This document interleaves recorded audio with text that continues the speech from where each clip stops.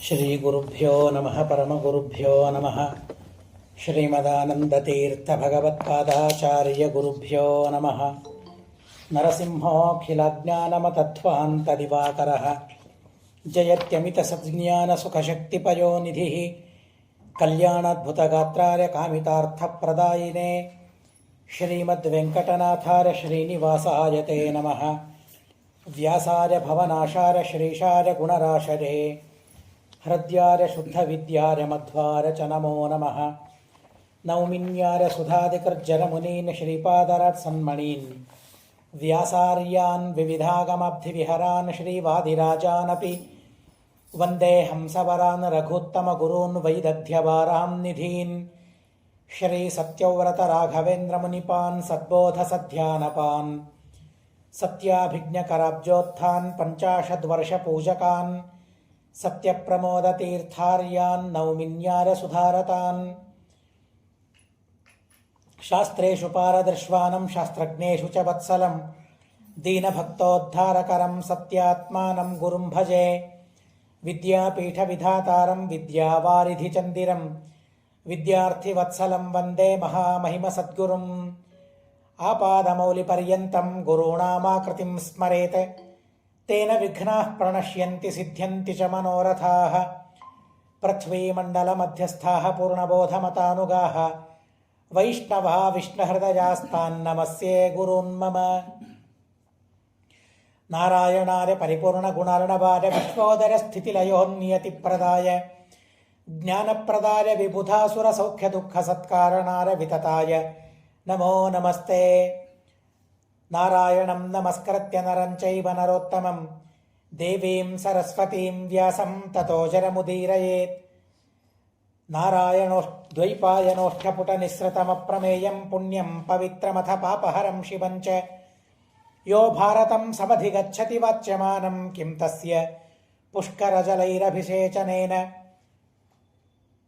ಜರತಿ ಪರಾಶರಸೂನುಃ ಸತ್ಯವತಿ ಹೃದಯನಂದನೋ ವ್ಯಾಸಃ ಯಸ್ಯಾಸ್ಯ ಕಮಲಗಲಿತಂ ವಾङ्ಮಯಮೃತಂ ಜಗತ್ಪಿಬತಿ ಸ್ವಸ್ತ್ಯಸ್ತು. ಹರಿಃ ಓಂ ಹರಿಃ ಓಂ ಹರಿಃ ಓಂ. ದೇವತೆಗಳ ಹಾಗೂ ಭೂದೇವಿಯ ಪ್ರಾರ್ಥನೆಯಂತೆ ಭಗವಂತ ಕೃಷ್ಣನಾಗಿ ಅವತಾರವನ್ನು ತಾಳಿದ್ದಾನೆ. ನಾನಾ ತರಹದ ಲೀಲೆಗಳನ್ನು ತೋರಿಸ್ತಾನೆ. ಭಗವಂತ ಅವತಾರ ತಾಳೋದು ಯಾಕೆ ಅಂತ ಶ್ರೀಮದಾಚಾರ್ಯ ಹೇಳ್ತಾರೆ. ಮರ್ತ್ಯಾವತಾರಸ್ತ್ವಿಹ ಮರ್ತ್ಯ ಶಿಕ್ಷಣಂ ರಕ್ಷೋವಧಾಯೈವ ನ ಕೇವಲಂ ವಿಭೋಹೋ. ಭಗವಂತ ಮರ್ತ್ಯರಲ್ಲಿ ಅವತಾರ ತಾಳೋದು ಮರ್ತ್ಯ ಶಿಕ್ಷಣೆಗಾಗಿ ಅಂತ ಹೇಳ್ತಾರೆ. ಕಲಿಬೇಕು, ಮನುಷ್ಯರು ಕಲಿಸಬೇಕು. ದೇವರು ಒಬ್ಬ ಅಧ್ಯಾಪಕ, ಭಗವಂತ ಒಬ್ಬ ಟೀಚರ್. ಅವನು ಕಲಿಸ್ಲಿಕ್ಕೆ ಇಲ್ಲಿ ಬರ್ತಾನೆ. ಆದರೆ ಅವನು ಕಲಿಸಿದ್ದನ್ನೇ ನಾವು ಕಲೀಲಿಕ್ಕೆ ತಯಾರಿಲ್ಲ, ಕೇಳಲಿಕ್ಕೆ ತಯಾರಾಗೋದಿಲ್ಲ. ಶ್ರೀಮದಾಚಾರ್ಯ ಅದನ್ನು ಹೇಳ್ತಾರೆ. ಮರ್ತ್ಯ ಶಿಕ್ಷಣೆಗಾಗಿ ಭಗವಂತ ಅವತಾರ ತಾಳ್ತಾನೆ. ರಾಕ್ಷಸರ ಸಂಹಾರ ಮಾಡ್ತಾನೆ ಪರಮಾತ್ಮ. ಆದರೆ ರಾಕ್ಷಸರ ಸಂಹಾರ ಮಾಡುವಾಗಲೂ ಭಗವಂತನಿಗೆ ಶಿಕ್ಷಣೆಯ ಉದ್ದೇಶವೇ ಇರ್ತದೆ ಅಂತ ಆಚಾರ್ಯರು ಹೇಳ್ತಾರೆ. ಅನೇಕರಿಗೆ ಅನೇಕ ತರಹದ ಲೀಲೆಗಳನ್ನು ತೋರಿಸ್ಬೇಕು. ಅವರವರು ಮಾಡಿದ ಪುಣ್ಯಕ್ಕೆ ಫಲವನ್ನು ಭಗವಂತ ಕೊಡಬೇಕು. ಅವರು ಮಾಡಿದ ಪಾಪದ ಫಲ ಅವರು ಉಣ್ಣುವಂತೆ ದೇವರು ಮಾಡಬೇಕು. ದೇವರು ತಾಯಿಯೂ ಹೌದು. ಬಡಿಸಿ ಉಣಿಸ್ತಾನೆ ಭಗವಂತ ಎಲ್ಲರಿಗೆ. ತಾನೇ ಅಡಿಗೆ ಮಾಡ್ತಾನೆ, ತಾನೇ ಬಡಿಸಿ ಉಣಿಸ್ತಾನೆ ಭಗವಂತ. ಅವರವರು ಪಾಪ ಮಾಡಿರ್ತಾರೆ. ಪಾಪದ ಪಾಕವನ್ನು ಬಡಿಸಿ ಉಣಿಸುವವನು ದೇವರೇ. ಪುಣ್ಯದ ಪಾಕವನ್ನು ಬಡಿಸಿ ಉಣಿಸುವ ತಾಯಿ ದೇವರೇ. ಹೀಗಾಗಿ ದೇವಕಿ ತಾಯಿ ಅಂತ ಅಂತೇವೆ ಅಲ್ಲ, ದೇವಕಿಯ ಪುಣ್ಯದ ಪಾಕವನ್ನು ಮಾಡಿ ಆ ದೇವಕಿಗೆ ಬಡಿಸ್ತಾ ಇದ್ದಾನೆ. ಯಶೋದೆಗೆ ಪರಮಾತ್ಮ ಬಡಿಸ್ತಾ ಇದ್ದಾನೆ. ಪ್ರತಿಯೊಬ್ಬ ಗೋಪಿಕಾ ಸ್ತ್ರೀಯರಿಗೂ ಸಹ ಆ ತರಹದ ಸಂತೋಷವನ್ನು ಭಗವಂತ ಕೊಡ್ತಾನೆ. ಒಬ್ಬ ಕವಿ ಹೇಳ್ತಾನೆ, ಕೃಷ್ಣ ಪರಮಾತ್ಮ ಒಂದು ಗೋಪಿಕೆಯ ಮನೆಗೆ ಹೋದಂತೆ. ಆ ಗೋಪಿಗೆ ಕಾಯ್ತಾ ಇದ್ಲು. ಕೃಷ್ಣ ಬರ್ತಾನೆ, ನಮ್ಮನೆಯ ಬೆಣ್ಣೆಯನ್ನು ತಿಂತಾನೆ, ಅದನ್ನು ನಾನು ನೋಡ್ಬೇಕು, ಪ್ರತ್ಯಕ್ಷವಾಗಿ ನೋಡ್ಬೇಕು. ದೇವರು ತಿನ್ನೋದನ್ನು ಪ್ರತ್ಯಕ್ಷವಾಗಿ ನೋಡ್ಬೇಕು. ಯಾಕೆಂದರೆ ದೇವರು ತಿನ್ನೋದಿಲ್ಲ. ಭಗವಂತನಿಗೆ ಹಸಿವು ಇಲ್ಲ ಭಗವಂತನಿಗೆ. ಆದರೆ ತಿಂತಾನೆ. ಭಕ್ತರು ಕೊಟ್ಟಿದ್ದಾರೆ ಅಂತ ಪ್ರೀತಿಯಿಂದ ಭಗವಂತ ತಿಂತಾನೆ, ಭಗವಂತ ಸ್ವೀಕಾರ ಮಾಡ್ತಾನೆ. ಹೀಗಾಗಿ ದೇವರು ಅನಶನ ಉಪನಿಷತ್ತಿನಲ್ಲೇ ಹೇಳ್ತಾರಲ್ಲ, ಅನಶ್ನನ್ನನ್ಯ ಅಭಿಚಾಕಶೀತಿ ದ್ವಾ ಸುಪರ್ಣ ಸಯುಜ ಸಖಾಯ ಸಮಾನಂ ವೃಕ್ಷಂ ಪರಿಶಶ್ವಜಾತೆ ತಯೋರನ್ಯ ಪಿಪ್ಪಲಂ ಸ್ವಾದ್ವತ್ತಿ ಅನಸ್ನನ್ಯನ್ಯೋ ಅಭಿಚಾಕಶೀತಿ. ಜೀವ ಮತ್ತು ಪರಮಾತ್ಮ ಎರಡು ಹಕ್ಕಿಗಳು ಒಂದೇ ವೃಕ್ಷದಲ್ಲಿ ಇವೆ. ದೇಹ ಎಂಬ ಒಂದೇ ವೃಕ್ಷದಲ್ಲಿ ಇವೆ. ಆದರೆ ಅಲ್ಲಿಯ ಫಲವನ್ನು ಒಂದು ಪಕ್ಷಿ ತಿಂತದೆ, ತಿಂದರೂ ಸಹ ಕೃಶವಾಗಿ ಇದೆ. ಇನ್ನೊಂದು ಪಕ್ಷಿ ಫಲವನ್ನು ತಿನ್ನೋದಿಲ್ಲ, ಆದರೂ ದಷ್ಟಪುಷ್ಟವಾಗಿ ಆ ಪಕ್ಷಿ ಇದೆ. ಯಾರ ಪಕ್ಷಿ ತಿನ್ನುವ ಪಕ್ಷಿ ಜೀವ ಎಂಬ ಪಕ್ಷಿ ತಿಂತದೆ, ಏನು ಕರ್ಮಫಲವನ್ನು ತಿಂತಾನೆ ಅವನು. ಆದರೆ ಕರ್ಮಫಲ ಭೋಗ ಮಾತ್ರ ಭಗವಂತನಿಗಿಲ್ಲ. ಅನಶ್ನನ್ ಅನ್ಯ ಅಂತ ಭಗವಂತನಿಗೆ ಅನಶನವನ್ನು ಹೇಳಿದ್ದಾರೆ, ಏನೂ ತಿನ್ನೋದಿಲ್ಲ ಭಗವಂತ ಅಂತ. ಅಂಥ ಪರಮಾತ್ಮ ನನ್ನ ಮನೆಯಲ್ಲಿ ಬೆಣ್ಣೆ ತಿನ್ನೋದಕ್ಕಾಗಿ ಬರ್ತಾನೆ. ಅವರು ಕೇಳಿದ್ರು, ಬೇರೆ ಬೇರೆ ಮನೆಗೆ ದೇವರು ಹೋಗ್ತಾನೆ, ಬೆಣ್ಣೆ ತಿಂತಾನೆ ಅಂತ. ಇದೇನು ದೇವರು ಯಾಕೆ ತಿಂತಾನೆ, ಯಾಕೆ ತಿನ್ನಬೇಕು ದೇವರು, ಏನು ಪ್ರಸಂಗ? ದೇವರು ಎಲ್ಲರ ಮನೆಗೆ ಹೋಗಿ ಬೆಣ್ಣೆ ಕದಿತಾನೆ, ಬೆಣ್ಣೆ ತಿಂತಾನೆ ಅಂತಾದರೆ ಅದೊಂದು ಲೀಲೆ ದೇವರದ್ದು. ಹಾಗಾದರೆ ಆ ಲೀಲೆಯನ್ನು ನಾನು ನೋಡಬೇಕು ಅಂತ ಆ ಗೋಪಿಕಾ ಸ್ತ್ರೀಗೆ ಅನಿಸಿದೆ. ಕಾಯ್ತಾ ಕೂತಿದ್ದಾಳೆ, ಬರ್ತಾ ಇಲ್ಲ ದೇವರು, ಬರೋದಿಲ್ಲ. ಅವರ ಪುಣ್ಯ ಪಕ್ವವಾದಾಗ ಮಾತ್ರ ಭಗವಂತ ಅವರ ಮನೆಗೆ ಬರ್ತಾನೆ ಹೊರತು ನಾವು ಎಷ್ಟು ದಿವಸ ಕಾಯ್ತಾ ಕೂತ್ರೂ ಬರೋದಿಲ್ಲ. ಭಾಗವತದಲ್ಲಿ ರುಕ್ಮಿಣೀ ದೇವಿ ಹೇಳ್ತಾಳೆ, ಬ್ರಾಹ್ಮಣನನ್ನು ಕಳಿಸ್ತಾಳೆ, ನನ್ನನ್ನು ಶಿಶುಪಾಲನೆಗೆ ಕೊಡಬೇಕು ಅಂತ ಇವರು ಸಂಕಲ್ಪ ಮಾಡಿದ್ದಾರೆ, ಆದರೆ ನೀನೇ ಬಂದು ನನ್ನ ಅಪಹಾರ ಮಾಡ್ಕೊಂಡು ಹೋಗಬೇಕು. ನೀನೇನಾದರೂ ಈ ಜನ್ಮದಲ್ಲಿ ಬರಲಿಲ್ಲ ಅಂತಂದರೆ, ಈಗ ಬರಲಿಲ್ಲ ಅಂತಂದರೆ ಜಹ್ಯಾಮಸೂನ್, ಈ ಜನ್ಮದಲ್ಲಿ ವ್ರತ ಮಾಡ್ತಾನೆ ನಿನಗಾಗಿ, ನೀನೇ ನನಗೆ ಪತಿಯಾಗಬೇಕು ಅಂತ ವ್ರತ ಮಾಡ್ತೇನೆ. ಅನಾದಿ ದಾಂಪತ್ಯ ಅವರದ್ದು. ಆದರೂ ಕೂಡ ಲಕ್ಷ್ಮೀದೇವಿ ದೇವರ ಬಗ್ಗೆ ತನಗೆ ಇರುವ ಭಾವನೆಯನ್ನು ತಿಳಿಸ್ತಾರೆ. ಈ ಜನ್ಮದಲ್ಲಿ ನೀನು ಬಂದು ನನ್ನ ಕೈ ಹಿಡಿಯೋದಿಲ್ಲ ಅಂತಾದರೆ ನಾನೇನು ಕೇಳೋದಿಲ್ಲ, ನಾನೇನೂ ಕೇಳೋದಿಲ್ಲ. ಹಾಗಾದರೆ ನನ್ನ ಪುಣ್ಯ ಇನ್ನೂ ಇಲ್ಲ ಅಂತ ತಿಳಿತೇನೆ, ವ್ರತಗಳನ್ನು ಮಾಡ್ತೇನೆ, ಆಹಾರವನ್ನೇ ಸ್ವೀಕಾರ ಮಾಡೋದಿಲ್ಲ, ನೀರು ಸ್ವೀಕಾರ ಮಾಡೋದಿಲ್ಲ. ನಿನಗಾಗಿ ನೀರು ಆಹಾರ ಸ್ವೀಕಾರ ಮಾಡದೆ ವ್ರತ ಕೃಶ ಶತಜನ್ಮಭಿಸ್ಯಾಂ, ಈ ಜನ್ಮದಲ್ಲಿ ಈ ದೇಹ ಪರಿತ್ಯಾಗ ಮಾಡ್ತೇನೆ, ವ್ರತಗಳನ್ನು ಮಾಡ್ತಾ ಈ ದೇಹವನ್ನು ಪರಿತ್ಯಾಗ ಮಾಡ್ತೇನೆ. ಈ ಜನ್ಮದಲ್ಲಿ ಮಾಡಿದ ಪುಣ್ಯದಿಂದ ಮುಂದಿನ ಜನ್ಮದಲ್ಲಿ ನೀನು ಸಿಗಬಹುದು, ಮುಂದಿನ ಜನ್ಮದಲ್ಲಿಯೂ ನೀನು ಸಿಗಲಿಲ್ಲ ಅಂತಾದರೆ, ನೀನು ಸಿಕ್ಕಿಲ್ಲ ಅಂತ ನಾನು ಬೇಸರಗೊಳ್ಳೋದಿಲ್ಲ ಅಂತ ಅಂತಾಳೆ ಲಕ್ಷ್ಮೀದೇವಿ. ಏನು ದೇವರು, ಆ ದೇವರ ಪ್ರಾಪ್ತಿ ಹೇಗಾಗ್ತದೆ, ದೇವರನ್ನು ಪಡೆಯಬೇಕಾದರೆ ಒಬ್ಬ ಮನುಷ್ಯನ ಭಾವನೆ ಹೇಗಿರಬೇಕು, ಸಾಧಕನ ಭಾವನೆ ಹೇಗಿರಬೇಕು ಅಂತ ಅನ್ನೋದನ್ನು ಲಕ್ಷ್ಮೀದೇವಿ ಭಾಗವತದಲ್ಲಿ ಬಹಳ ಅದ್ಭುತವಾದ ರೀತಿಯಲ್ಲಿ ತಿಳಿಸ್ತಾಳೆ. ಮುಂದಿನ ಜನ್ಮದಲ್ಲಿಯೂ ಸಾಧನೆ ಮಾಡ್ತೇನೆ, ಆವಾಗಲೂ ಸಿಗಲಿಲ್ಲ ಅಂದರೆ ವ್ರತ ಕೃಶ, ಆವಾಗಲೂ ಆ ದೇಹವನ್ನು ಬಿಟ್ಟುಬಿಡ್ತೇನೆ. ಹೀಗೆ ಎಷ್ಟು ಸಲ, ಶತಜನ್ಮಭಿಸ್ಯ, 100 ಜನ್ಮಗಳು ನನಗೆ ಬಂದರು, ಆ 100 ಜನ್ಮಗಳಲ್ಲಿ ನೀನು ನನಗೆ ಸಿಗದೇ ಇದ್ದರೂ ಕೂಡ ವ್ರತ ಮಾಡ್ತೇನೆ, ದೇಹ ಬಿಡ್ತೇನೆ, ವ್ರತ ಮಾಡ್ತೇನೆ, ದೇಹ ಬಿಡ್ತೇನೆ, ಆದರೆ ಇನ್ನೊಬ್ಬರು ಮಾತ್ರ ನನಗೆ ಬೇಡ ಅಂತ ಅಂತಾಳೆ. ಆ ತರಹದ ಅನನ್ಯತೆ ಜೀವರಿಗಿರಬೇಕು ಅಂತ ಹೇಳ್ತಾರೆ, ಸಾಧಕರಿಗೆ ಇರಬೇಕು ಅಂತ ಹೇಳ್ತಾರೆ. ಕೃಷ್ಣ ಪರಮಾತ್ಮ ಗೀತೆಯಲ್ಲಿ ಹೇಳೋದೇ ಅದನ್ನು. ಅನನ್ಯಾಶ್ಚಿಂತಯಂತೋ ಮಾಂ ಯೇ ಜನಾ ಪರ್ಯುಪಾಸತೆ ತೇಷಾಂ ನಿತ್ಯಾಭಿಯುಕ್ತಾನಾಂ ಯೋಗಕ್ಷೇಮಂ ವಹಾಮ್ಯಹಂ. ಮತ್ತೆ ಯಾದವಾರ್ಯರ ಕಥೆ ನೆನಪಾಗ್ತದೆ. ಈ ಎಲ್ಲ ಶ್ಲೋಕಗಳ ನೆನಪಾದರೆ ಆ ಯಾದವಾರ್ಯರಿಗೆ ಅವರು ದೊಡ್ಡ ವಿದ್ಯಾಲಯವನ್ನೇ ನಡೆಸ್ತಾ ಇದ್ರು. ಒಂದು ದಿವಸ ನಾಳೆಗೆ ವಿದ್ಯಾರ್ಥಿಗಳಿಗೆ ಅಡಿಗೆ ಮಾಡೋದಕ್ಕಾಗಿ ಏನೂ ಇಲ್ಲ ಮನೆಯಲ್ಲಿ, ಅಕ್ಕಿ ಇಲ್ಲ, ಬೇಳೆ ಇಲ್ಲ, ಏನೂ ಇಲ್ಲ. ಅವರ ಮನೆಯಲ್ಲಿ 2 ಅನ್ನ ಸಾರು ಬಿಟ್ಟರೆ ಬೇರೆ ಏನೂ ಆಹಾರಕ್ಕೆ ಇಲ್ಲ. ವಿದ್ಯಾರ್ಥಿಗಳು ಬರಬೇಕು, ಯಾರಾದರೂ ಹೆಚ್ಚಿನದ್ದು ಕೇಳಿದರೆ ನೀನು ಓದೋದಕ್ಕಾಗಿ ಬಂದಿಲ್ಲ, ಊಟಕ್ಕಾಗಿ ಮನೆಗೆ ಹೋಗು ಅಂತ ಕಳಿಸ್ತಾ ಇದ್ರಂತೆ ಅವರು. ಅವರ ಯಾದವಾರ್ಯರ ಗುರುಕುಲಕ್ಕೆ ವಿದ್ಯಾರ್ಥಿಗಳು ಹೋದರೆ ಊಟಕ್ಕಾಗಿ ಹೋಗೋದಲ್ಲ, ಊಟ ಬೇಕು ಅಂತ ಕೇಳೋದಲ್ಲ. ಊಟ ಬೇಕು ಅಂತ ಯಾರಾದರೂ ಕೇಳಿದ್ರೆ, ಏನ್ರಿ ದಿವಸ ಬರೀ ಅನ್ನ ಸಾರು ಅಂತ ಕೇಳಿದ್ರೆ, ನೀನು ಓದೋದಕ್ಕಾಗಿ ಬಂದಿಲ್ಲ ತಮ್ಮ, ಊಟಕ್ಕಾಗಿ ಬಂದಿದ್ದಿ, ಊಟ ಅಂದರೆ ನೀನು ಮನೆಗೆ ಹೋಗು ಅಂತ ಹೇಳಿ ಕಳಿಸ್ತಾ ಇದ್ರಂತೆ. ಆದರೆ ಮಾರನೇ ದಿವಸ ಊಟ ಮಾಡೋದಕ್ಕಾಗಿ ಏನೂ ಇಲ್ಲ. ನಮ್ಮ ಹಿರಿಯರನ್ನೇ ನಾವು ನೋಡಿದ್ದೇವೆ. ಇವತ್ತು ಬೇಕು ಅಂದರೆ ಇವತ್ತು ತರಬೇಕಷ್ಟೇ, ನಾಳೆಗೆ ಮನೆಯಲ್ಲಿ ಏನೂ ಇರೋದಿಲ್ಲ. ಆ ತರಹದ ಪರಿಸ್ಥಿತಿ ಏನೂ ಇಲ್ಲ ಅಂತಾದರೆ ಬಹಳ ದುಃಖವಾಯ್ತಂತೆ. ಇದೇನಿದು, ದೇವರು ಎಲ್ಲವನ್ನೂ ನೋಡಿಕೊಳ್ತಾನೆ ಅಂತ ಹೇಳ್ತಾನೆ, ಆದರೆ ನಾಳೆಗೆ ಮನೆಯಲ್ಲಿಲ್ಲ ಅಂತಾದರೆ ಏನು ದೇವರು ನೋಡಿಕೊಳ್ತಾನೆ ಅಂತ ಹೇಳಿ ಆ ಶ್ಲೋಕದ ಮೇಲೆ ಗೆರೆ ಎಳೆದು ಹೋಗ್ತಾರಂತೆ. ಇದು ಯಾಕೋ ವಿಚಾರ ಮಾಡಬೇಕು ಅಂತನ್ನೋ ಹಾಗೆ ಎಳೆದು ಹೋಗ್ತಾರಂತೆ. ಯಾದವಾರರು ಹೋದರೂ ಆಚೆಯಿಂದ ಒಬ್ಬ ವ್ಯಕ್ತಿ ಬರ್ತಾನೆ. ವ್ಯಕ್ತಿ ಬಂದು ಎಲ್ಲ ಧನ ಧಾನ್ಯ ದವಸುಗಳನ್ನೆಲ್ಲ ತಂದು ಹಾಕ್ತಾನೆ. ಏನು ತಂದಿದ್ದಿ ಇದನ್ನೆಲ್ಲ ಅಂತಂದರೆ, ಇಲ್ಲ ನಿಮ್ಮ ಯಜಮಾನರು ಕಳಿಸಿದ್ದಾರೆ. ರಕ್ತ ಸೋರ್ತಾ ಇದೆ. ಏನೋ ರಕ್ತ ಸೋರ್ತಾ ಇದೆ, ಇಲ್ಲ ತರೋದು ತಡವಾಯಿತು ಅಂತ ಅನ್ನೋದಕ್ಕಾಗಿ ನಿಮ್ಮ ಯಜಮಾನರು ಶಿಕ್ಷೆ ಕೊಟ್ಟಿದ್ದಾರೆ ನನಗೆ ಅಂತ ಬಂದ ವ್ಯಕ್ತಿ ಹೇಳಿದ. ಇದೇನಿದು, ನಮ್ಮ ಯಜಮಾನರು ಅಷ್ಟು ರೂಕ್ಷ ಅಲ್ಲ, ಹಾಗೆಲ್ಲ ಇನ್ನೊಬ್ಬರಿಗೆ ಹೊಡೆಯೋರಲ್ಲ, ಯಾಕೆ ಹೀಗಾಯಿತು ಅಂತ ಅವಳಿಗೆ ಚಿಂತೆ ಆಯಿತು. ಅದಕ್ಕೆ ಏನೋ ಔಷಧೋಪಚಾರವನ್ನು ಮಾಡ್ತಾರೆ ಯಾದವಾರ್ಯರ ಪತ್ನಿ, ಕಳಿಸಿಬಿಡ್ತಾರೆ. ಕಳಿಸಿದ ಮೇಲೆ ಯಾದವಾರ್ಯರಿಗೆ ಬೇಸರವಾಗಿ ಹೋಗಿದ್ರು. ಮತ್ತೆ ತಿರುಗಿ ಮನೆಗೆ ಬರ್ತಾರೆ. ಹೆಂಡತಿ ಅವಳು, ಏನ್ರಿ ಹೀಗೆ ಮಾಡಿದ್ರಲ್ಲ, ಯಾರೋ ವ್ಯಕ್ತಿಗೆ ಪಾಪ ಹೊಡೆದು ಕಳಿಸಿದ್ದೀರಂತ. ಯಾವ ವ್ಯಕ್ತಿ, ಏನು ಹೊಡೆದಿದ್ದೆ, ಏನಾಗಿದೆ ಅಂದರೆ ಎಲ್ಲ ಘಟನೆ ಹೇಳ್ತಾಳೆ.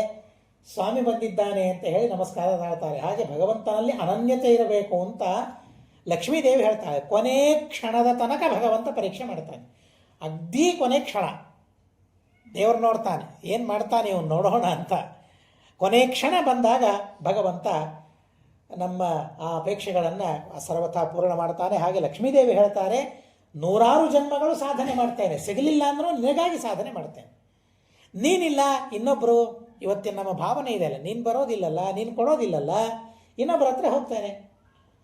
ಮನೆಯಲ್ಲಿ ತಂದೆ ತಾಯಿಯರನ್ನು ಹೀಗೆ ಭಯಪಡಿಸ್ತೇವೆ, ನೀವು ಊಟಕ್ಕೆ ಹಾಕೋದಿಲ್ಲಲ್ಲ, ಬಿಟ್ಬಿಡು, ನೀ ಒಬ್ಬನೇನು, ಹೊರಗೆ ಬೇಕಾದಷ್ಟೇ ಊಟಕ್ಕಾಗಿ. ಹೀಗಾಗಿ ದೇವರಿಗೆ ಆ ರೀತಿಯಾಗಿ ಸರ್ವಥಾ ಮಾಡಬೇಕು. ದೇವರಿಗೆ, ಗುರುಗಳಿಗೆ, ತಂದೆ ತಾಯಿಗಳಿಗೆ ನೀನಿಲ್ಲದೆ ನೀವಿಲ್ಲದೆ ಇನ್ಯಾರಿದ್ದಾರೆ, ನಮಗೆ ಯಾರೂ ಇಲ್ಲ ಅಂತ ಅನ್ನೋ ಭಾವನೆ, ಅನನ್ಯತೆ ಅವರ ಮೇಲೆ ಇರಬೇಕು ಅಂತ ಅನ್ನೋದನ್ನು ಪರಮಾದ್ಭುತವಾದ ರೀತಿಯಲ್ಲಿ ತಿಳಿಸ್ತಾರೆ. ಹಾಗೆ ಆ ಗೋಪಿಕಾಸ್ತ್ರೀ ಕಾಯ್ತಾ ಇದ್ದಾಳೆ, ದೇವರು ಬರ್ತಾನೆ ಬರ್ತಾನೆ ಬರ್ತಾನೆ ಬರ್ತಾನೆ ಇಲ್ಲ, ದೇವರು ಭಾರಿ ಪರೀಕ್ಷೆ ಮಾಡ್ತಾ ಇದ್ದಾನೆ. ಆದರೂ ಪ್ರತಿನಿತ್ಯ ಕಾಯ್ತಾ ಇದ್ದಾಳೆ. ಗೋಕುಲ ಇರೋದೆಷ್ಟು, ಇಷ್ಟೇ, ನನ್ನ ಮನೆಗೆ ಬಂದೇ ಬರ್ತಾನೆ ಕೃಷ್ಣ ಅಂತನೋ ಭಾವನೆ, ಭಕ್ತಿಯಿಂದ ಕಾಯ್ತಾ. ಏನಿಲ್ಲ, ಭಗವಂತ ಬರ್ತಾನೆ, ಬೆಣ್ಣೆ ಹೇಗೆ ತಿಂತಾನೆ, ಹೇಗೆ ತೆಗೆದುಕೊಳ್ತಾನೆ, ಆ ಲೀಲೆಯನ್ನು ಕಣ್ಣಾರೆ ನೋಡಬೇಕು, ಪ್ರತ್ಯಕ್ಷವಾಗಿ ನೋಡ್ಬೇಕು ನಾನು ಅಂತ ಅವಳಿಗೆ ಬಹಳ ಭಕ್ತಿ, ಬಹಳ ಆದರ, ಬಹಳ ಶ್ರದ್ಧೆ ಕೃಷ್ಣನ ಮೇಲೆ. ಕೊನೆಗೆ ಅವಳ ಪುಣ್ಯ ಪರಿಪಕ್ವವಾಗಿತ್ತು. ಕೃಷ್ಣ ಮನೆಗೆ ಬರ್ತಾನೆ. ಕೃಷ್ಣ ಮನೆಗೆ ಬಂದಾಗ ಒಂದು ಸ್ತಂಭದ ಹಿಂದೆ ಅಡಗಿ ನಿಂತ್ಕೊಂಡು ಬಿಡ್ತಾಳೆ. ಬಂದಾಗ ಕೃಷ್ಣ ಗಾಬರಿ ಆಗಬಾರ್ದಲ್ಲ, ನಾನು ನೋಡಿ ಓಡಿ ಹೋಗಬಾರ್ದು, ನಾನು ನೋಡಬೇಕಲ್ಲ, ಓಡಿ ಹೋಗಬಾರ್ದು ಕೃಷ್ಣ ಅಂತ ಹೇಳಿ ಹಿಂದೆ ಅಡಗಿ ಕೂಡ್ತಾಳೆ. ಎಷ್ಟೋ ಹೊತ್ತು ಕಾಯ್ತಾ ನಿಂತಿದ್ದು. ಕೃಷ್ಣ ಬಂದ, ಹೋಗಿ ಗಡಿಗೆಯಲ್ಲಿ ಕೈ ಹಾಕಬೇಕು ಅಂತ ಅನ್ನೋಷ್ಟರಲ್ಲಿ ಇವಳ ಪಾಪ ಎಷ್ಟೊತ್ತು ನಿಲ್ಲಿಕ್ಕಾಗ್ತದೆ, ಕೈ ಅಳ್ಳಾಡಿಸಿದ್ದು, ಬಳಿ ಸದ್ದಾಯಿತು. ಯಾರೋ ಇದ್ದಾರೆ ಇಲ್ಲಿ ಅಂತ ಗಾಬರಿ ಕೃಷ್ಣ ತೋರಿಸಿದ. ಓಡಿ ಹೋಗ್ಲಿಕ್ಕೆ ಶುರು ಮಾಡಿದ, ಅಡುಕೋಬೇಕು ಅಂತ, ಎಲ್ಲಾದರೂ ಅಡಿಗೆ ಕೂತ್ಕೊಳ್ಬೇಕು ಅಂತ ಕೃಷ್ಣ ಪರಮಾತ್ಮ ಓಡಲಿಕ್ಕೆ ನೋಡಿದ. ಒಂದು ಕತ್ತಲೆ ಕೋಣೆ ಇತ್ತಂತೆ, ಅಲ್ಲಿ ಹೋದರೆ ನಾನು ಸಿಕ್ಕಿ ಬೀಳೋದಿಲ್ಲ ಅಂತ ಹೇಳಿ ಕೃಷ್ಣ ಆ ಕತ್ತಲ ಕೋಣೆಗೆ ಹೋಗ್ತಾನಂತೆ. ಇವಳು ನೋಡ್ತಾ ಇದ್ದಾಳೆ ಕೃಷ್ಣನ ಲೀಲೆಯನ್ನು, ಅಂಜಿದ ಆ ರೂಪವನ್ನು, ಆ ಮುಖವನ್ನು ನೋಡ್ತಾ ಇದ್ದರೆ ಬಹಳ ವಿಚಿತ್ರ ಆಗ್ತಾ ಇದೆ, ಬಹಳ ಸಂತೋಷ ಆಗ್ತಾ ಇದೆ ಅವನಿಗೆ ಅಂತೆ. ಹಾಗೆ ಭಯಪಡ್ತಾನೆ. ಭಯಪಟ್ಟು ಕೋಣೆಗೆ ಹೋಗ್ತಾನೆ. ಕತ್ತಲು ಕೋಣೆ ಅಂತ ಹೋದ ಕೂಡಲೇ ಅದು ಬೆಳಕಾಯ್ತಂತೆ. ಮತ್ತೆ ಗಾಬರಿ ಆಯಿತು ಕೃಷ್ಣನಿಗೆ. ಅಯ್ಯೋ ಇದೇನಿದು, ಮತ್ತೆ ನಾನು ಸಿಗಿಬೀಳ್ತೇನೆ ಅಂತ ಅವನಿಗೆ ಅನಿಸ್ತಂತೆ. ಸಿಗಿಬಿತ್ತೇನೆ ಅಂತ ಅನಿಸಿ ಇನ್ನೊಂದು ಕತ್ತಲೆ ಕೋಣೆ ಕಾಣಿಸ್ತಂತೆ, ಆ ಕೋಣೆಗೆ ಹೋಗ್ತಾನಂತೆ. ಅವನು ಹೋದ ಕೂಡಲೇ ಅದು ಬೆಳಕಾಯಿತು. ಇಡೀ ಆ ಮನೆಯಲ್ಲಿದ್ದ ಕತ್ತಲ ಕೋಣೆಗಳೆಲ್ಲ ಮುಗಿತಾ ಇವೆ. ಇವಳು ಗೋಪಿಕಾಸ್ತ್ರೀ ನೋಡ್ತಾ ಇದ್ದಾಳೆ, ಇದೇನಿದು, ಹೋದಲ್ಲೆಲ್ಲ ಬೆಳಕಾಗ್ತಾ ಇದೆಯಲ್ಲ, ಆದರೆ ಇನ್ನು ಇಲ್ಲೇ ಇಲ್ಲ, ಎಲ್ಲಿ ಹೋಗಬೇಕು ಅಂತ ಕೃಷ್ಣ.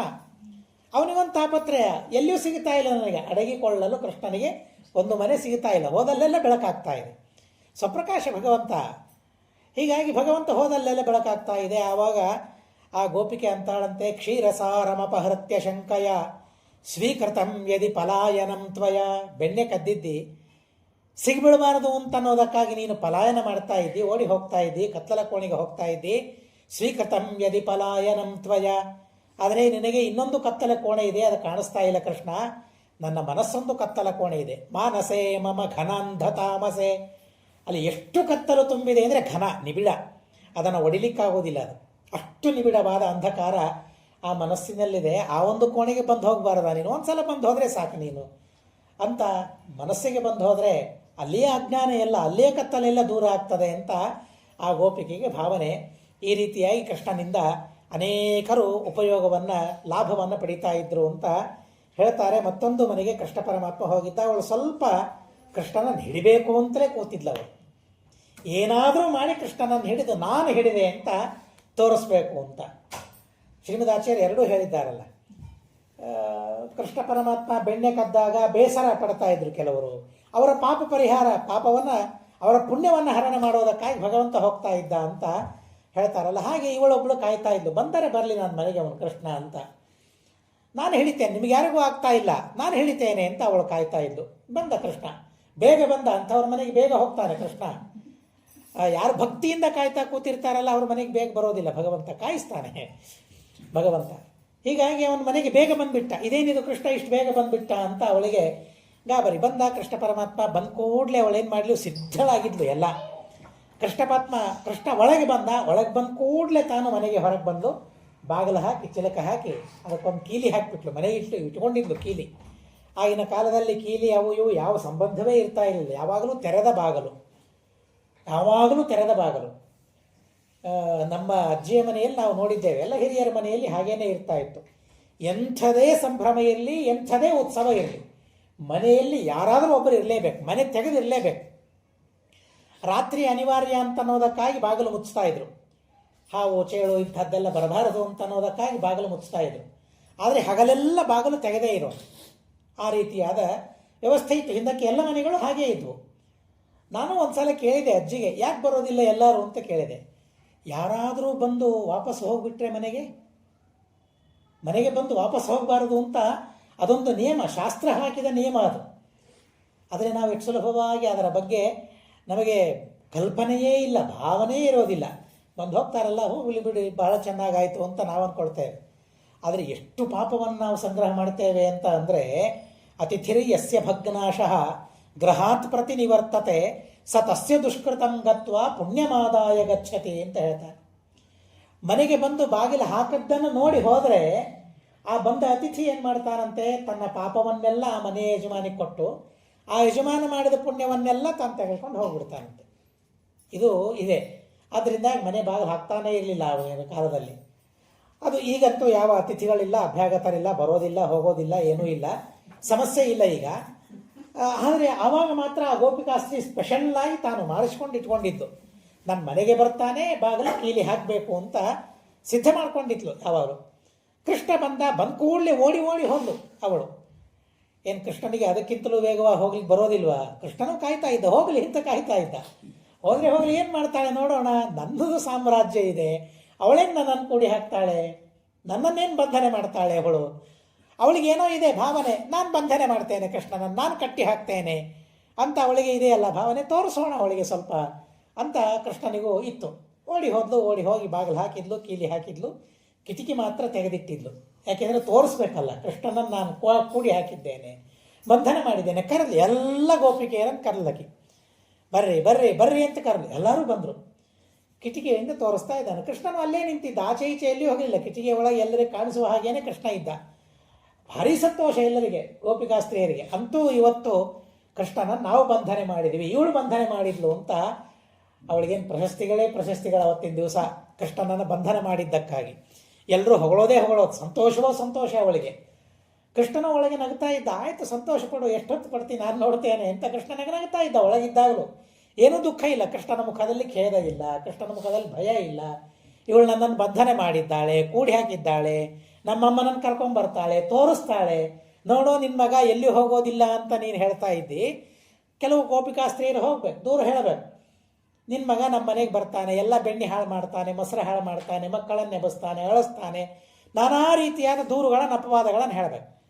ಹೇಳಿದರೆ ಕೃಷ್ಣನಿಗೆ ಕೇಳಬೇಕು, ಏನೋ ಕೃಷ್ಣ ಹೀಗೆ ಮಾಡ್ತೀಯ, ಅಮ್ಮ ಒಂದು ಮಾತು ಹೇಳಿ, ನಮ್ಮ ಮನೇಲಿ ಬೆಣ್ಣೆ ಇದೆಯೋ ಇಲ್ವೋ, ಅಥವಾ ಸ್ವಲ್ಪ ಇದೆ, ಏನಾದರೂ ದಾರಿದ್ರ್ಯ ಇದೆಯಾ ನಮಗೆ, ನಾವು ದರಿದ್ರರ, ಇಷ್ಟು ಬೆಣ್ಣೆ ನಮ್ಮ ಮನೆಗೆ ಇಟ್ಕೊಂಡಾಗ ಇನ್ನೊಬ್ಬರ ಮನೆ ನಾನು ಯಾಕೆ ಹೋಗಲಿ ಅಂತ ಕೃಷ್ಣ ಕೇಳ್ತಾ ಇದ್ದ. ಹೌದಲ್ಲ, ಇವನು ಹೇಳೋದು ಕರೆ ಇದೆಯಲ್ಲ, ಮತ್ತು ನೀವ್ಯಾಕೆ ಹೇಳ್ತೀರಿ ದೂರು ಅಂತ. ಯಾಕೆ ಕೃಷ್ಣ ಎಲ್ಲೆಲ್ಲೆಲ್ಲೂ ಸಿಗಿಬಿದ್ದಿದ್ದಿಲ್ಲ, ಅಷ್ಟು ಚೋರ ಅಂತ ಪ್ರಸಿದ್ಧನಾಗಿದ್ದ. ಎಲ್ರಿಗೂ ಕಳ್ಳ ಅಂತ ಗೊತ್ತಿತ್ತು, ತಾಯಿಗೂ ಗೊತ್ತಿತ್ತು ಕಳ್ಳತನ ಮಾಡ್ತಾನೆ ಅಂತ, ಆದರೆ ತಾಯಿಗೂ ಗೊತ್ತಾಗಿದ್ದಿಲ್ಲ, ಸಿಗಿಬಿದ್ದಿದ್ದಿಲ್ಲ ಕಳ್ಳತನ ಮಾಡಿ. ಇವಳಂತೂ ಬಹಳ ಸಂತೋಷವಾಗಿ ಎಲ್ಲರೂ ಸೇರಿ ಹೋದರು. ಯಶೋದೆಯ ಮನೆಗೆ ಹೋಗ್ತಾರೆ ಎಲ್ಲರೂ ಸೇರಿ. ಹೊರಗೆ ನಿಂತು ಮತ್ತೆ ಅಮ್ಮ ಯಶೋಧ ಅಂತ ಕರೆದ್ರು. ಒಳಗಿಂದ ಯಶೋದೆ ಬರ್ತಾಳೆ. ಬಂದಿದ್ದಾರೆ ಗೋಪಿಕಾಸ್ತ್ರೀಯರು, ಮತ್ತೆ ದೂರ ಹೇಳಲಿಕ್ಕೆ ಬೇರೆ ಏನು ಕೆಲಸ ಇಲ್ಲ ಇವರಿಗೆ ಅಂತ ಒಳಗಿಂದ ಯಶೋದೆ ಬರ್ತಾಳೆ.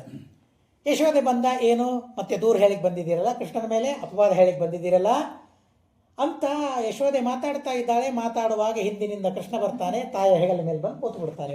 ಓಡ್ತಾ ಬಂದು ಯಾರು ದೂರ ಹೇಳಲಿಕ್ಕೆ ಬಂದಿದ್ರು ಅವಾಗಾದ್ರೆ ಇದೇನಿದು, ಹಿಂದಿಂದ ಕೃಷ್ಣ ಬಂದಿದ್ದಾನೆ, ಒಂದು ಕ್ಷಣ ಆಶ್ಚರ್ಯ ಅನ್ನಿಸ್ತು. ಬಲರಾಮನಾವನು ಅಣ್ಣ ತಮ್ಮ ಅಲ್ವಾ, ಸ್ವಲ್ಪ ನೋಡ್ಲಿಕ್ಕೆ ಒಂದೇ ತರಹ ಇರ್ತಾರೆ, ಹೇಗೆ ಬಲರಾಮನಾವನು ಅಂತಂದ್ರು ದಿಟ್ಟಿಸಿ ನೋಡಿದ್ರು, ಅಲ್ಲ ಕೃಷ್ಣನೇ ಕಾಣಿಸ್ತಾ ಇದ್ದಾನೆ.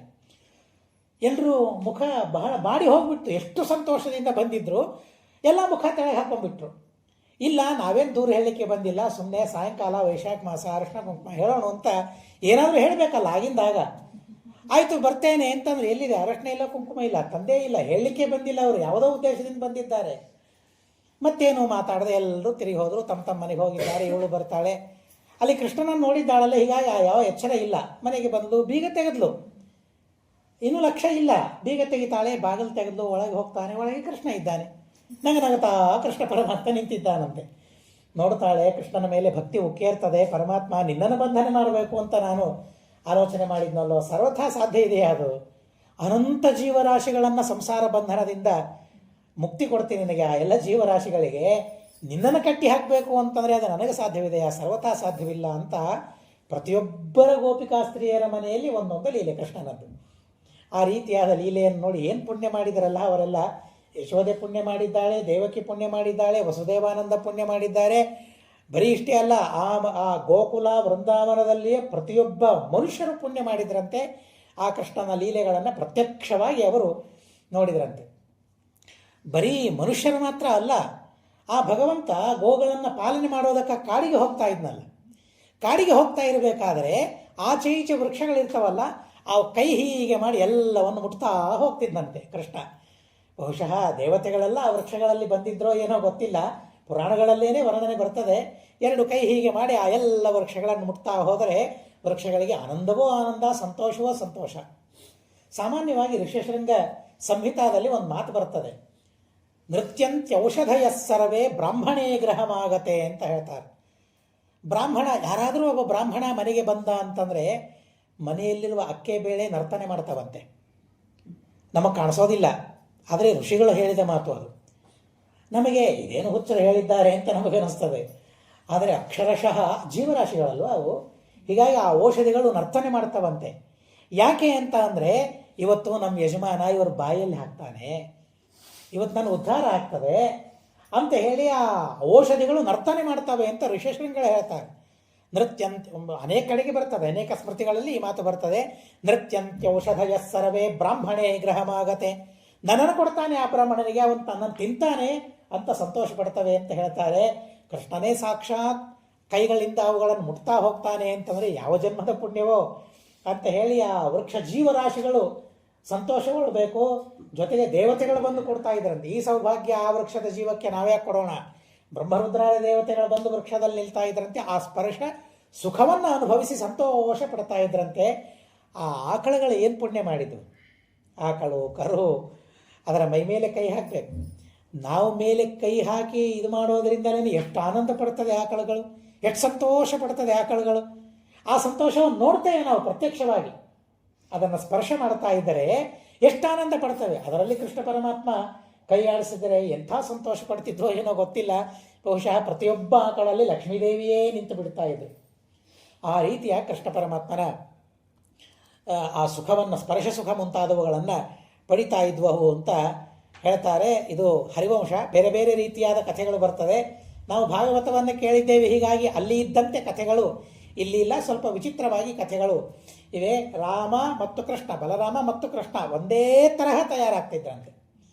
ಏನಾದರೂ ಸ್ವಲ್ಪ ಅವರ ವೇಷಭೂಷಣದಲ್ಲಿ ವ್ಯತ್ಯಾಸ ಆಯಿತು ಅಂತಂದರೆ, ಕೃಷ್ಣನಲ್ಲಿ ವ್ಯತ್ಯಾಸ ಆಯಿತು ಅಂದರೆ ಬಲರಾಮ ಆಡಬೇಕಂತೆ. ನನಗೆ ಸರಿಯಾಗಿ ನೀನು ಹಾಕಿಲ್ಲ, ಕೃಷ್ಣನ ಹಾಕಿ ತಯಾರು ಮಾಡಬೇಕು.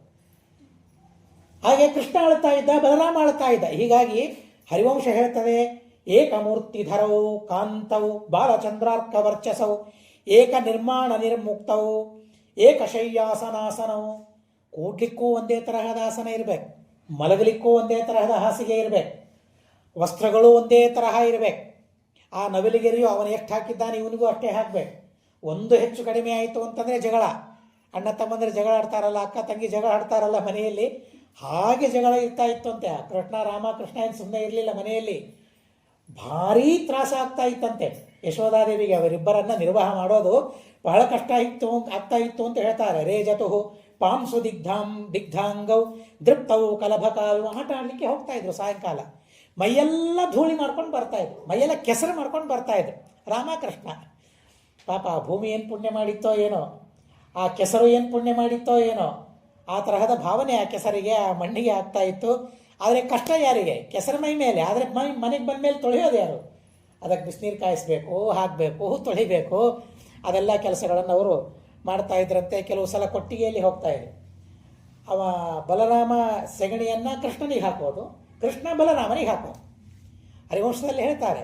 ಹಾಗೆ ಆ ಶಕ್ರತ್ ಗೋಮಯದಿಂದ ಆಟ ಆಡ್ತಾ ಇದ್ರು, ಮೈಯೆಲ್ಲ ಗೋಮಯ ಬೆಳ್ಕೊಂಡು ಬರ್ತಾ ಇದ್ರಂತೆ. ಇವರೇನು ದನ ಇದ್ದಂಗೆ ಇದ್ದಾರಲ್ಲ ಅಂತ ಯಶೋಧಾದೇವಿ ಕೆಲವು ಸಲ ಹೇಳಬೇಕಂತೆ. ಅತಿ ಪ್ರಸಕ್ತವು ತವು ದೃಷ್ಟ ಸರ್ವವ್ರಜ ವಿಚಾರಿಣವು, ಹೋದಲ್ಲೆಲ್ಲ ಸಂಚಾರ ಮಾಡ್ತಾರೆ, ಮಾಡಬಾರದ ಕೆಲಸಗಳನ್ನು ಮಾಡ್ತಾ ಇದ್ದಾರೆ. ಅವರನ್ನು ನಿವಾರಣೆ ಮಾಡಲಿಕ್ಕೆ ನಂದಗೋಪನಿಗೆ ಸಾಧ್ಯವಾಗಲಿಲ್ಲ. ಹರಿವಂಶ ಹೇಳ್ತದೆ, ನಾಶಕತ್ತವು ವಾರಯಿತು ನಂದಗೋಪ ಸುದುರ್ಮದವು. ಯಾರು ಆ ಇಡೀ ಊರಿನಲ್ಲಿರುವ, ಗ್ರಾಮದಲ್ಲಿರುವ, ಗೋಕುಲದಲ್ಲಿರುವ ಯಾರಿಗೂ ಅವರನ್ನು ಕಟ್ಟಿ ಹಾಕಲಿಕ್ಕಾಗಲಿಲ್ಲ, ನಿವಾರಣೆ ಮಾಡಲಿಕ್ಕಾಗಲಿಲ್ಲ, ಹಿಡಿದಿಡಲಿಕ್ಕೆ ಆಗಲಿಲ್ಲ. ಬಲರಾಮ ಕೃಷ್ಣರನ್ನು ಬಹಳ ಕಷ್ಟ ಅನ್ನಿಸ್ತಂತೆ ಯಶೋದೆಗೆ. ಇವರೇನಪ್ಪ ಹೀಗಿದ್ದಾರೆ? ಅದರಲ್ಲೂ ಕೃಷ್ಣನದ್ದು ಮಾತ್ರ ಬಹಳ. ಬಲರಾಮ ಸ್ವಲ್ಪ ಮೆತ್ತಗೆ, ಏನಿದ್ರು ಏನಿಲ್ಲ, ಕೃಷ್ಣ ಹಾಗೆ ಹೇಳಿದ್ದಾನೆ ಮಾಡು ಅಂತ ಇದ್ದ. ಹೌದೇನೋ, ನೀನು ಹೇಳಿದ್ದೇನೋ ಹೀಗ ಅಂತ ಕೃಷ್ಣನಿಗೆ ಹೇಳೋದು ಗೊತ್ತು. ಹೌದು, ಕೃಷ್ಣನೇ ಹೇಳಿರ್ತಾನೆ. ಎಲ್ಲರ ಕಡೆಯಿಂದ ಅದೇ ತರಹದ ಚೇಷ್ಟೆಗಳನ್ನು ಮಾಡಿಸ್ತಾ ಇದ್ದ. ಕೃಷ್ಣ ತಾನೊಬ್ಬ ಮಾಡ್ತಾ ಇರಲಿಲ್ಲ ತುಂಟತನವನ್ನು. ಯಾಕೆ? ನಾನೊಬ್ಬ ಮಾಡಿದರೆ ನನಗೊಬ್ಬನಿಗೆ ಶಿಕ್ಷೆ ಅಲ್ಲ, ಹೀಗಾಗಿ ನಾನೊಬ್ಬ ಮಾಡಬಾರ್ದು. ಹೀಗಾಗಿ ತನ್ನವರ ಜೊತೆಗೂ ಮಾಡಿಸ್ತಾ ಇದ್ದ. ಭಾಳ ಜನ ಮಾಡಿದರೆ ಯಾರಿಗೆ ಹೊಡಿಬೇಕು? ಯಾರಿಗೆ ಶಿಕ್ಷೆ ಕೊಡಬೇಕು? ಒಬ್ಬ ಮಾಡಿದರೆ ಒಬ್ಬನನ್ನು ಕರಿಬೇಕು, ಒಬ್ಬಗೆ ಶಿಕ್ಷೆ ಕೊಡಬೇಕು. ಆದರೆ ಎಲ್ಲರೂ ಅದೇ ತಪ್ಪು ಮಾಡಿಬಿಟ್ಟೆ ಯಾರನ್ನು ಹೊಡಿಬೇಕು, ಯಾರನ್ನು ಬಿಡಬೇಕು? ಒಬ್ಬರನ್ನು ಹೊಡೆದ್ರೆ ಇನ್ನೊಬ್ಬರು ಜಗಳ ಮಾಡ್ತಾರೆ. ಅವನೇನು ಮಾಡಿಲ್ಲೇನು? ಅವನೇನು ತಪ್ಪು ಮಾಡಿಲ್ಲೇನು? ಅವನೇನು ಹೊರಗೆ ಹೋಗಿಲ್ಲೇನು? ಅವನೇನು ಹೊರಗೆ ತಿಂದಿಲ್ಲೇನು? ಅವನೇನು ಸಗಣಿ ಹಾಕ್ಕೊಂಬಂದಿಲ್ಲೇನು? ಮೈಗೆಲ್ಲ ಕೆಸರು ಹಾಕ್ಕೊಂಬಂದಿಲ್ಲೇನು? ಅವನು ನನ್ನ ಮಾತ್ರ ಹೊಡಿತಿದ್ದೆ, ಅವನಿಗೆ ಹೊಡೆಯೋದಿಲ್ಲ. ಜಗಳ ಆಡ್ತಾ ಇದ್ರು. ಈಗ ಎಲ್ಲರ ಕಡೆಯಿಂದ ಕೃಷ್ಣ ಹಾಗೆ ಮಾಡಿಸ್ತಾ ಇದ್ದ. ತಡೆದು ಹಿಡಿಲಿಕ್ಕಾಗಲಿಲ್ಲ. ವಾರಯಿತು ನಂದಗೋಪಸ್ಸು ದುರ್ಮದವು ತಥೋ ಯಶೋದಾಸಂಕ್ರುದ್ಧ ಕೃಷ್ಣಂ ಕಮಲಲೋಚನಂ. ಎಲ್ಲವೂ ಬರೀ ಹರಿವಂಶ ಅಂತ ಹೇಳೋದಿಲ್ಲ. ಅದು ಭಾಗವತ ಇರಲಿ, ಮಹಾಭಾರತ ಇರಲಿ, ಅಥವಾ ಮಹಾಭಾರತದ ಮತ್ತು ಭಾಗವತದ ಪ್ರೇರಣೆ ಪಡೆದ ವಾಲ್ಮೀಕಿ ರಾಮಾಯಣ ಇರಲಿ, ಸ್ವಯಂ ದೇವರ ನಿರ್ಮಾಣ ಮಾಡಿದ್ದು ರಾಮಾಯಣ ಅಂತ ಅಂದರೆ ಅದನ್ನು ಕೇಳಿ ವಾಲ್ಮೀಕಿಗಳು ಬರೆದಿದ್ದಾರೆ. ಸ್ವತಂತ್ರವಾಗಿ ಬರೆದದ್ದಲ್ಲ ರಾಮಾಯಣ. ಭಾಗವತ ಮಹಾಭಾರತಗಳನ್ನು ಪರಮಾತ್ಮ ಸ್ವತಂತ್ರವಾಗಿ ಬರೆದಿದ್ದಾನೆ. ಯಾರು ಹೇಳಿದ ಮೇಲೆ ಬರೆದಿದ್ದಿಲ್ಲ. ಯಾರೋ ಹೇಳಿದರು, ದೇವರು ಬರೆದರು, ವೇದವ್ಯಾಸ ದೇವರು ಬರೆದರು ಅಲ್ಲ. ರಾಮಾಯಣ ಹಾಗೆ ಬರೆದಿದ್ದಾರೆ ವಾಲ್ಮೀಕಿಗಳು. ನಾರದರು ಬಂದು ರಾಮಾಯಣವನ್ನು ಹೇಳ್ತಾರೆ. ನಾರದರಿಗೆ ಬ್ರಹ್ಮದೇವರು ಹೇಳ್ತಾರೆ. ಶತಕೋಟಿ ವಿಸ್ತೀರ್ಣವಾದ ರಾಮಾಯಣವನ್ನು ಬ್ರಹ್ಮದೇವರ ನಾರದರಿಗೆ ಹೇಳಿದರೆ, ಆ ನಾರದರು ಬಂದು ವಾಲ್ಮೀಕಿಗಳಿಗೆ ಹೇಳಿದರೆ ಅದನ್ನು ಸಂಕ್ಷೇಪವಾಗಿ ನಮಗೆ ಬರೆದು ಕೊಟ್ಟಿದ್ದಾರೆ ವಾಲ್ಮೀಕಿಗಳು. ಆದರೆ ಆ ರಾಮಾಯಣಗಳಲ್ಲಿಯೂ ಸಹ ಎಷ್ಟು ಸುಂದರವಾಗಿ ಆ ಪ್ರಸಂಗವನ್ನು ಕಲ್ಪಿಸಿ ನಮಗೆ ಕೊಟ್ಟಿರ್ತಾರೆ. ಕಲ್ಪನಾ ಅಂದರೆ ಇಲ್ಲದೇ ಇದ್ದದ್ದು ಅಂತ ಅರ್ಥ ಅಲ್ಲ. ನಮಗೆ ಅರ್ಥವಾಗುವಂತೆ, ನಮಗೆ ಆನಂದವಾಗುವಂತೆ, ಸಂತೋಷವಾಗುವಂತೆ ಅಲ್ಲಿಯ ಪ್ರಸಂಗಗಳನ್ನು ವಿವರಣೆ ಮಾಡ್ತಾರೆ ಅಂತ ಅಂದರೆ ಯಶೋದೆಗೆ ಭಾರಿ ಸಿಟ್ಟು ಬಂತಂತೆ. ಯಾರನ್ನು ನೋಡಿ ಸಿಟ್ಟು ಬಂತು? ಕಮಲಲೋಚನ. ಯಾರಿಗಾದರೂ ಸಿಟ್ಟು ಬರ್ತದೆ? ಅವರ ಕಣ್ಣುಗಳನ್ನು ನೋಡಿದರೆ ಸಿಟ್ಟು ಬರಲೇಬಾರದು. ಯಾಕೆಂದರೆ ಕೆಂಡದಂಥ ಕಣ್ಣುಗಳಿದ್ದರೆ ಸಿಟ್ಟು ಬರಬೇಕು. ಯಾರಾದರೂ ಕಣ್ಣು ಮೇಲೆ ಯಾಕೆ ಕಣ್ಣು ದುರುಸ್ ನೋಡ್ತಾ ಇದ್ದಿ, ದಿಟ್ಟಿಸಿ ನೋಡ್ತಾ ಇದ್ದಿ ಅಂತಂತಾರೆ. ಆದರೆ ಶಾಂತವಾಗಿದ್ದರೆ ಯಾರಾದರೂ ಬೈತಾರೇನು? ಯಾಕೆ ಶಾಂತವಾಗಿದ್ದಿ? ಸಂಬಂಧವೇ ಇಲ್ಲ. ಹೀಗಾಗಿ ಯಾರ ಮೇಲೆ ಸಿಟ್ಟಿಗೆ ಬರ್ತಾ ಇದ್ದಾಳೆ? ಹೇಗೆ ವಿರೋಧಾಭಾಸ ಪುರಾಣಗಳಲ್ಲೇ ನಮಗೆ ಇವೆ ಕವಿಗಳಿಗೆ ಪ್ರೇರಣೆ.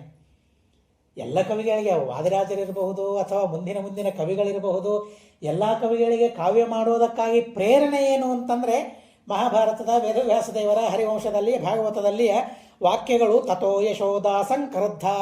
ಬರೀ ಕ್ರುದ್ಧ ಅಲ್ಲ, ಭಾರಿ ಸಿಟ್ಟು ಬಂದು ಹೋಯ್ತಂತೆ ಕೃಷ್ಣನ ಮೇಲೆ. ದೇವರು ಸರ್ವೋತ್ತಮ, ಏನು ದೇವರ ಮೇಲೆ ನಾನು ಸಿಟ್ಟಿಗೆ ಬರ್ತಾ ಇದ್ದಾನೆ ಅಂತ ಅನ್ನೋ ಭಾವನೆ ಇಲ್ಲ. ಆದರೆ ಸಿಟ್ಟು ತರಿಸ್ಬೇಕು. ಯಾಕೆ ತರಿಸ್ತಾ ಇದ್ದ? ಪುಣ್ಯ ಹೆಚ್ಚಾಗಿತ್ತು, ಬೇರೆ ಏನೇನೇನೇನೂ ಇಲ್ಲ. ಅಕ್ರಧ್ಯತಾಂ ಕೇಶವೋನುಗ್ರಹಾಯ ಸಕ್ರಧ್ಯತಾಂ ನವನೀತಾದಿಮುಷ್ಣಂಚಚಾರ ದೇವ ನಿಜ ಸತ್ಸುಖರ್ಣವಃ. ಶ್ರೀಮದಾಚಾರ್ಯ ಹೇಳ್ತಾರೆ, ಯಾವ ಕಾಲದಲ್ಲಿ ಆ ಪುಣ್ಯವನ್ನು, ಕಾಲವೂ ಇದೆ. ಒಂದೇ ಸಲ ದೇವರು ಪುಣ್ಯವನ್ನು ಹರಣೆ ಮಾಡಬಹುದಲ್ಲ? ಮಾಡೋದಿಲ್ಲ. ಈ ಕಾಲದಲ್ಲಿ ಹರಣೆ ಮಾಡಬೇಕು, ಅದೇ ಕಾಲದಲ್ಲಿ ಹರಣೆ ಮಾಡಬೇಕು, ಅದೇ ಟೈಮ್. ದೇವರು ಮಾಡುವ ಕೆಲಸದಲ್ಲಿ ಒಂದು ಕ್ಷಣ ವ್ಯತ್ಯಾಸ ಆಗೋದಿಲ್ಲ. ನಮ್ಮಲ್ಲಿ ವ್ಯತ್ಯಾಸ ಆಗ್ತದೆ. 6 ಅಂದರೆ 6:30 ಆಗ್ಬೋದು ಬರೋದು. ಆದರೆ ದೇವರು 6 ಅಂತ ಅಂದರೆ ಸರಿಯಾಗಿ 6ಕ್ಕೆ ಭಗವಂತ. ಹೀಗಾಗಿ ಯಾವಾಗ ಯಾರ ಪುಣ್ಯವನ್ನು ಹರಣೆ ಮಾಡಬೇಕು ಆ ಕ್ಷಣದಲ್ಲಿ ಹರಣೆ ಮಾಡಬೇಕು. ಈಗ ಒಂದೇ ಸಲ ಮಾಡಿಬಿಟ್ರೆ ಆಯ್ತಲ್ಲ ದೇವರು, ಯಾಕೆ ಹೀಗೆ ಕಾಲ ವ್ಯತ್ಯಾಸವನ್ನು ಮಾಡ್ತಾನೆ? ಒಂದೊಂದು ಸಲ ಒಂದೊಂದು ಯಾಕೆ ಅವರವರ ಪ್ರಾರಬ್ಧ. ಯಾವ ಕಾಲದಲ್ಲಿ ಅವರ ಪುಣ್ಯ ಹರಣವಾಗಬೇಕೋ ಆ ಕಾಲದಲ್ಲಿ ಅಂಥ ಪ್ರಾರಬ್ಧವೇ ಇರ್ತದೆ ಅವರದ್ದು. ಹೀಗಾಗಿ ಆಯಾ ಫಲಗಳು ಆಯಾ ಕಾಲದಲ್ಲಿಯೇ ಭಗವಂತ ಅವರಿಗೆ ಉಣಿಸ್ತಾನೆ. ಹೀಗಾಗಿ ಸಿಟ್ಟಿಗೆ ಬಂದಂತೆ ಅವಳು ಎಂಥವರನ್ನು ನೋಡ್ತಾರೆ? ಸುದುರ್ಮದವು ಕೃಷ್ಣಂ ಕಮಲಲೋಚನಂ, ಕಮಲದಂತೆ ಕಣ್ಣುಗಳು, ಪ್ರಶಾಂತವಾದ ಕಣ್ಣುಗಳು, ವಿಶಾಲವಾದ ಕಣ್ಣು, ಕಣ್ಣಿನಲ್ಲಿ ದುಃಖ ಇಲ್ಲ. ಅವನ ಕಣ್ಣನ್ನು ನೋಡಿದರೆ ಕಣ್ಣಲ್ಲಿ ಬೇಸರ ಇಲ್ಲ, ಕಣ್ಣಲ್ಲಿ ಯಾವುದೇ ದುರ್ನಡತೆ ಇಲ್ಲ, ಕೆಟ್ಟ ಭಾವನೆ ಕಣ್ಣಿನಲ್ಲಿ ಇಲ್ಲ. ಕಣ್ಣಿನಲ್ಲಿ ಸೌಂದರ್ಯ, ಕಣ್ಣಿನಲ್ಲಿ ಆನಂದ, ಕಣ್ಣಿನಲ್ಲಿ ಎಲ್ಲ ಗುಣಗಳು ದೇವರ ಕಣ್ಣಿನಲ್ಲಿ. ದೇವರ ಒಂದು ಕಣ್ಣು ನೋಡಿದರೆ ಸಾಕು. ಕಣ್ಣು ನೋಡಿದರೆ ಸಾಕಲ್ಲ, ಬಹುಶಃ ಭಾಗವತದಲ್ಲೇನೆ ಬಂದಿದೆ. ಕೃಷ್ಣ ಪರಮಾತ್ಮ ಮಥುರಾ ನಗರಕ್ಕೆ ಬರ್ತಾನೆ, ಕಂಸನನ್ನು ಸಂಹಾರ ಮಾಡೋದಕ್ಕಾಗಿ ಬರ್ತಾನೆ. ಬಂದಾಗ ಎಲ್ಲ ಕಡೆಗೆ ಪ್ರಚಾರ, ಕೃಷ್ಣ ಬಂದಿದ್ದಾನೆ, ಕೃಷ್ಣ ಬಂದಿದ್ದಾನೆ ನಮ್ಮೂರಿಗೆ ಅಂತ, ಕೃಷ್ಣನನ್ನು ನೋಡಬೇಕು ಅಂತ. ನೋಡ್ರಿ, ಕೃಷ್ಣ ಅಂದರೆ ಪರಿಚಯ ಅಷ್ಟೇ ಪರಿಚಯ, ಕೃಷ್ಣ ಅಂತ ಅಷ್ಟೇ ಪರಿಚಯ. ಆದರೆ ಊರಿನಲ್ಲಿರುವ ಪ್ರತಿಯೊಬ್ಬರೂ ನೋಡಬೇಕು ಅಂತ ಹೇಳಿ ಎಲ್ಲೆಲ್ಲಿ ಕೃಷ್ಣನನ್ನು ನೋಡಲಿಕ್ಕೆ ಅವಕಾಶ ಇದೆ ಅಲ್ಲಲ್ಲಿ ನಿಂತು ಬಿಟ್ಟಿದ್ದಾರಂತೆ. ತಲೆ ಎತ್ತುತ್ತಾರೆ, ತಲೆ ಈಚೆ ಸರಿಸ್ತಾರೆ, ಆಚೆ ಸರಿಸ್ತಾರೆ. ರಾಮದೇವರ ಪೂಜೆ ನೋಡಬೇಕಾದ್ರೆ ನಾವೆಲ್ಲ ಮಾಡ್ತೀವಲ್ಲ, ಮುಂದೆ ಬೈತೇವೆ, ಸ್ವಲ್ಪ ಸರಿರಿ ಅಂತ ಅಂತೇವೆ. ಕೆಲವರಂತೂ ಪಾಪ ಎಲ್ಲಿ ಕೂತಿರ್ತಾರೆ ಅಂತಂದರೆ ನಾವು ನೋಡ್ತೇವೆ. ಅನೇಕ ಸಾರಿ ನಾನು ಆ ಮಾತನ್ನು ಹೇಳಿದ್ದೇನೆ ಮಠದಲ್ಲಿ. ಸ್ವಾಮಿಗಳ ಪೂಜೆಗೆ ಬಂದಾಗ ದೇವರೇ ಕಾಣಿಸ್ತಾ ಇರೋದಿಲ್ಲ, ಮಂಟಪವೂ ಕಾಣಿಸ್ತಾ ಇರೋದಿಲ್ಲ, ಅಂಥ ಕಡೆಗೆ ಬಂದು ಕೂತಿರ್ತಾರೆ. ನಾನು ಕೇಳಿದೆ ಒಂದೆರಡು ಸಲ, ಕಾಣಿಸೋದಿಲ್ಲಲ್ಲ ಯಾಕೆ ಕೊಡ್ತೀರಿ ಅಂತ. ಅಂದರೆ ಮಂಟಪ ಕಾಣಲಿಕ್ಕಿಲ್ಲ, ದೇವರು ಕಾಣಲಿಕ್ಕಿಲ್ಲ, ಪೂಜೆ ಮಾಡೋ ಸ್ವಾಮಿಗಳು ಕಾಣಿಸ್ತಾರಲ್ಲ ಸಾಕು ಅಂತ. ಅವರು ಈಗ ಕಾಣಿಸ್ಲಿಕ್ಕಿಲ್ಲ, ನಮಗೂ ಕಾಣಿಸುವಂತೆ ದೇವರ ದರ್ಶನವನ್ನು ಮಾಡಿಸ್ತಾರಲ್ಲ ಸಾಕು ಅಂತ ಅಂತಾರೆ. ಹಾಗೆ ಅಲ್ಲಿ ಕೃಷ್ಣ ಪರಮಾತ್ಮ ಬಂದಾಗ ಎಲ್ಲೆಲ್ಲಿ ಇದ್ದರೆ ಕೃಷ್ಣ ಕಾಣಿಸ್ತಾನೆ ಅಲ್ಲಲ್ಲಿ ನಿಂತರಂತೆ. ನಿಂತಾಗ ಎಲ್ಲರೂ ಮಾತಾಡಿಕೊಂಡ್ರು. ಕೃಷ್ಣ ಹೋದ್ಮೇಲೆ ನಿನಗೆ ಕೃಷ್ಣ ಕಾಣಿಸಿದ್ನ ಅಂತ ಮಾತಾಡಿಕೊಂಡ್ರೆ, ಇಲ್ಲ ನನಗೆ ಕೃಷ್ಣನ ಉಗುರು ಸಹ ಕಾಣಿಸ್ತು, ನಖ ಕಾಣಿಸ್ತು, ಪಾದದ ನಖ ಕಾಣಿಸ್ತು, ಬಹಳ ತೃಪ್ತನಾದ, ಸಾಕು ಅಂತ ಅಂದ್ಬಿಟ್ಟೆ ನಾನು.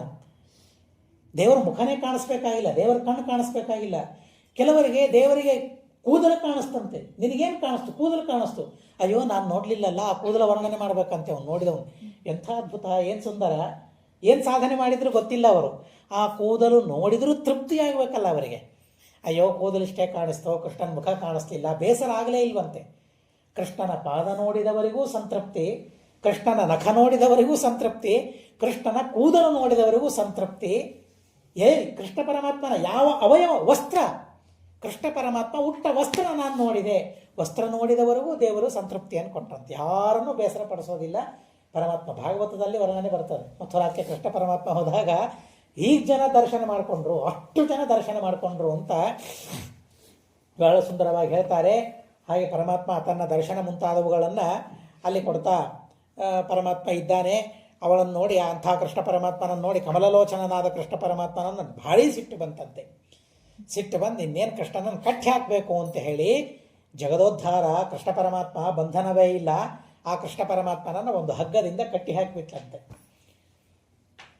ಒರಳಿಗೆ ಕಟ್ಟಿ ಹಾಕಿಬಿಡ್ತಾಳೆ. ನೋಡಿ, ನಮಗೆ ಹೀಗೆ ಮುಟ್ಟಿದರೆ ಸಾಕು, ಯಾಕೆ ಹೊಡಿತಾ ಇದ್ದಿ ಅಂತ ಕೇಳಿಬಿಡ್ತೇವೆ ನಾವು. ಇನ್ನೂ ಹೊಡೆದು ಇರೋದಿಲ್ಲ, ಕೈ ಹೀಗೆ ಹೋಗ್ತಾ ಇರ್ತದೆ, ಯಾಕೆ ಅಂತ ಅಂತೇವೆ ನಾವು. ಆದರೆ ಕೃಷ್ಣ ಪರಮಾತ್ಮನಂಥ ಕೃಷ್ಣ ಪರಮಾತ್ಮ ತಾಯಿ ತನ್ನನ್ನು ಕಟ್ಟಿ ಹಾಕಿದರೆ ಕಟ್ಟಿ ಹಾಕಿಸ್ಕೊಂಡೆ. ಕೃಷ್ಣ ಪರಮಾತ್ಮ ಕಟ್ಟಿ ಹಾಕಲಿ ಅಂತ ಅಂದ ಅನ್ನೋದಕ್ಕಾಗಿ ಆ ಪರಮಾತ್ಮನಿಗೆ ದಾಮೋದರ ಅಂತಲೇ ಹೆಸರು ಪ್ರಸಿದ್ಧವಾಯಿತು ಅಂತ ಹರಿವಂಶ ಹೇಳ್ತದೆ. ಪ್ರಸಿದ್ಧ ಆಗ್ತೇನೆ. ತಾಯಿಯ ಗುಣ, ತಾಯಿಯ ಪ್ರೀತಿ. ನನ್ನನ್ನು ಕಟ್ಟಿ ಹಾಕಿದ್ಲು ಅಂತಂದರೆ ತಾಯಿಗೆ ನನ್ನ ಮೇಲೆ ದ್ವೇಷ ಅಲ್ಲ. ದ್ವೇಷ ಇದೆಯಾ? ತಂದೆ ತಾಯಿ ಮಕ್ಕಳನ್ನು ಹೊಡಿತಾರೆ ಅಂತ ಅಂದರೆ ಅಲ್ಲಿಯೂ ಆ ತಂದೆ ತಾಯಿಗಳ ಪ್ರೀತಿಯನ್ನು ಆಸ್ವಾದನೆ ಮಾಡುವ ಮಕ್ಕಳಿದ್ದಾಗ ನಮಗೆ ಅರ್ಥವಾಗೋದಿಲ್ಲ. ಹೊಡಿತಾ ಇದ್ದಾರೆ ಅಂತ ನಾವು ಅಳ್ತೇವೆ. ಎಷ್ಟೇ ಹೊಡೆದರೂ ತಂದೆ ತಾಯಿಯನ್ನು ಬಿಟ್ಟು ಹೊರಗೆ ಹೋಗ್ತೀವಿ ನಾವು? ಹೋಗೋದಿಲ್ಲ. ಆ ವಿಶ್ವಾಸ ತಂದೆ ತಾಯಿಗೂ ಇರ್ತದೆ, ಆ ವಿಶ್ವಾಸ ಮಕ್ಕಳಿಗೂ ಇರ್ತದೆ.